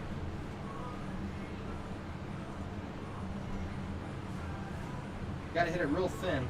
You hit it too thin, yeah, good shot. Oh, look for the bump. There you go. So Shawn's in trouble. Yep. But now again, you got to watch the 9 ball. Right. Where's the 9 ball going to go? So if he stops this ball to shoot the 14, the 9's going to go forward. So there's a chance you could catch it over here. So he hits it really good. So now you've got 9, 14, 11, 15, 8 in the side. Yep. So 14, 11, and then the 15, and then you're going to have your 8 ball down here. So and it looks like potentially it could be all she wrote. Let's see what the angle looks like on the 14. Yeah, he doesn't have an awful lot of angles, so he should be able to leave the cue ball about right here, I would think.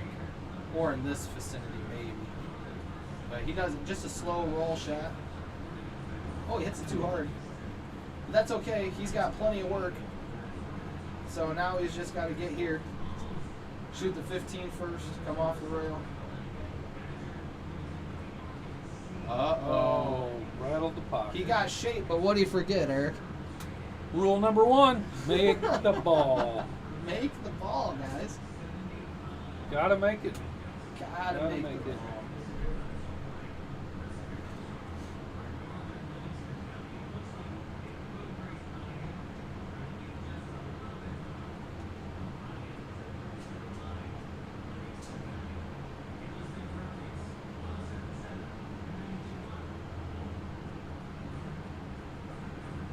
So does he go from the 7 to the 3? Yeah, I think he does. So now you guys are probably going to see some high English. The 3 ball is going to go in here, and then the cue ball is going to come through here, but he's got to make the ball. He can't rattle the ball. Make the ball. Man, he just forced right into it. He put no high on that whatsoever. No. You can't just stun the ball. Nope. Because now he's... Yeah, now especially with Adam's ball in the pocket. Yep. Oh, man. He's in a predicament now. Well, the 4 still goes in the side. Yeah, but then what? Well, and that's what that's kind of the point that I'm getting at. Okay, so here's a fun shot for you. Jack it up with low inside English and have it go like this. Sick. Yeah. It would have to bend. That'd be badass. And honestly, my lines are bad. Just with the low inside English, if this thing will actually work, he needs to hit here. Right. So it snaps here and then comes back. But he's got to gear it up with inside and the low. You could scratch if you don't. Yep. Can't do that. That's it. No, that's not Not good. it yet. It should have been it last time, but I Yeah. didn't rattle the ball. Yeah. So, just to be safe here, I think I'm actually leaving the 15 till last. Yeah. Because that ball's so in the jaws of the pocket. It's not. Yeah, it's not coming out. Or, if I have ball in hand, I'm putting it right here. And then I'm coming right off this rail out like that. But I think I probably would leave that ball till last. And then I'm going to shoot the 8 up here in the corner pocket. Yeah.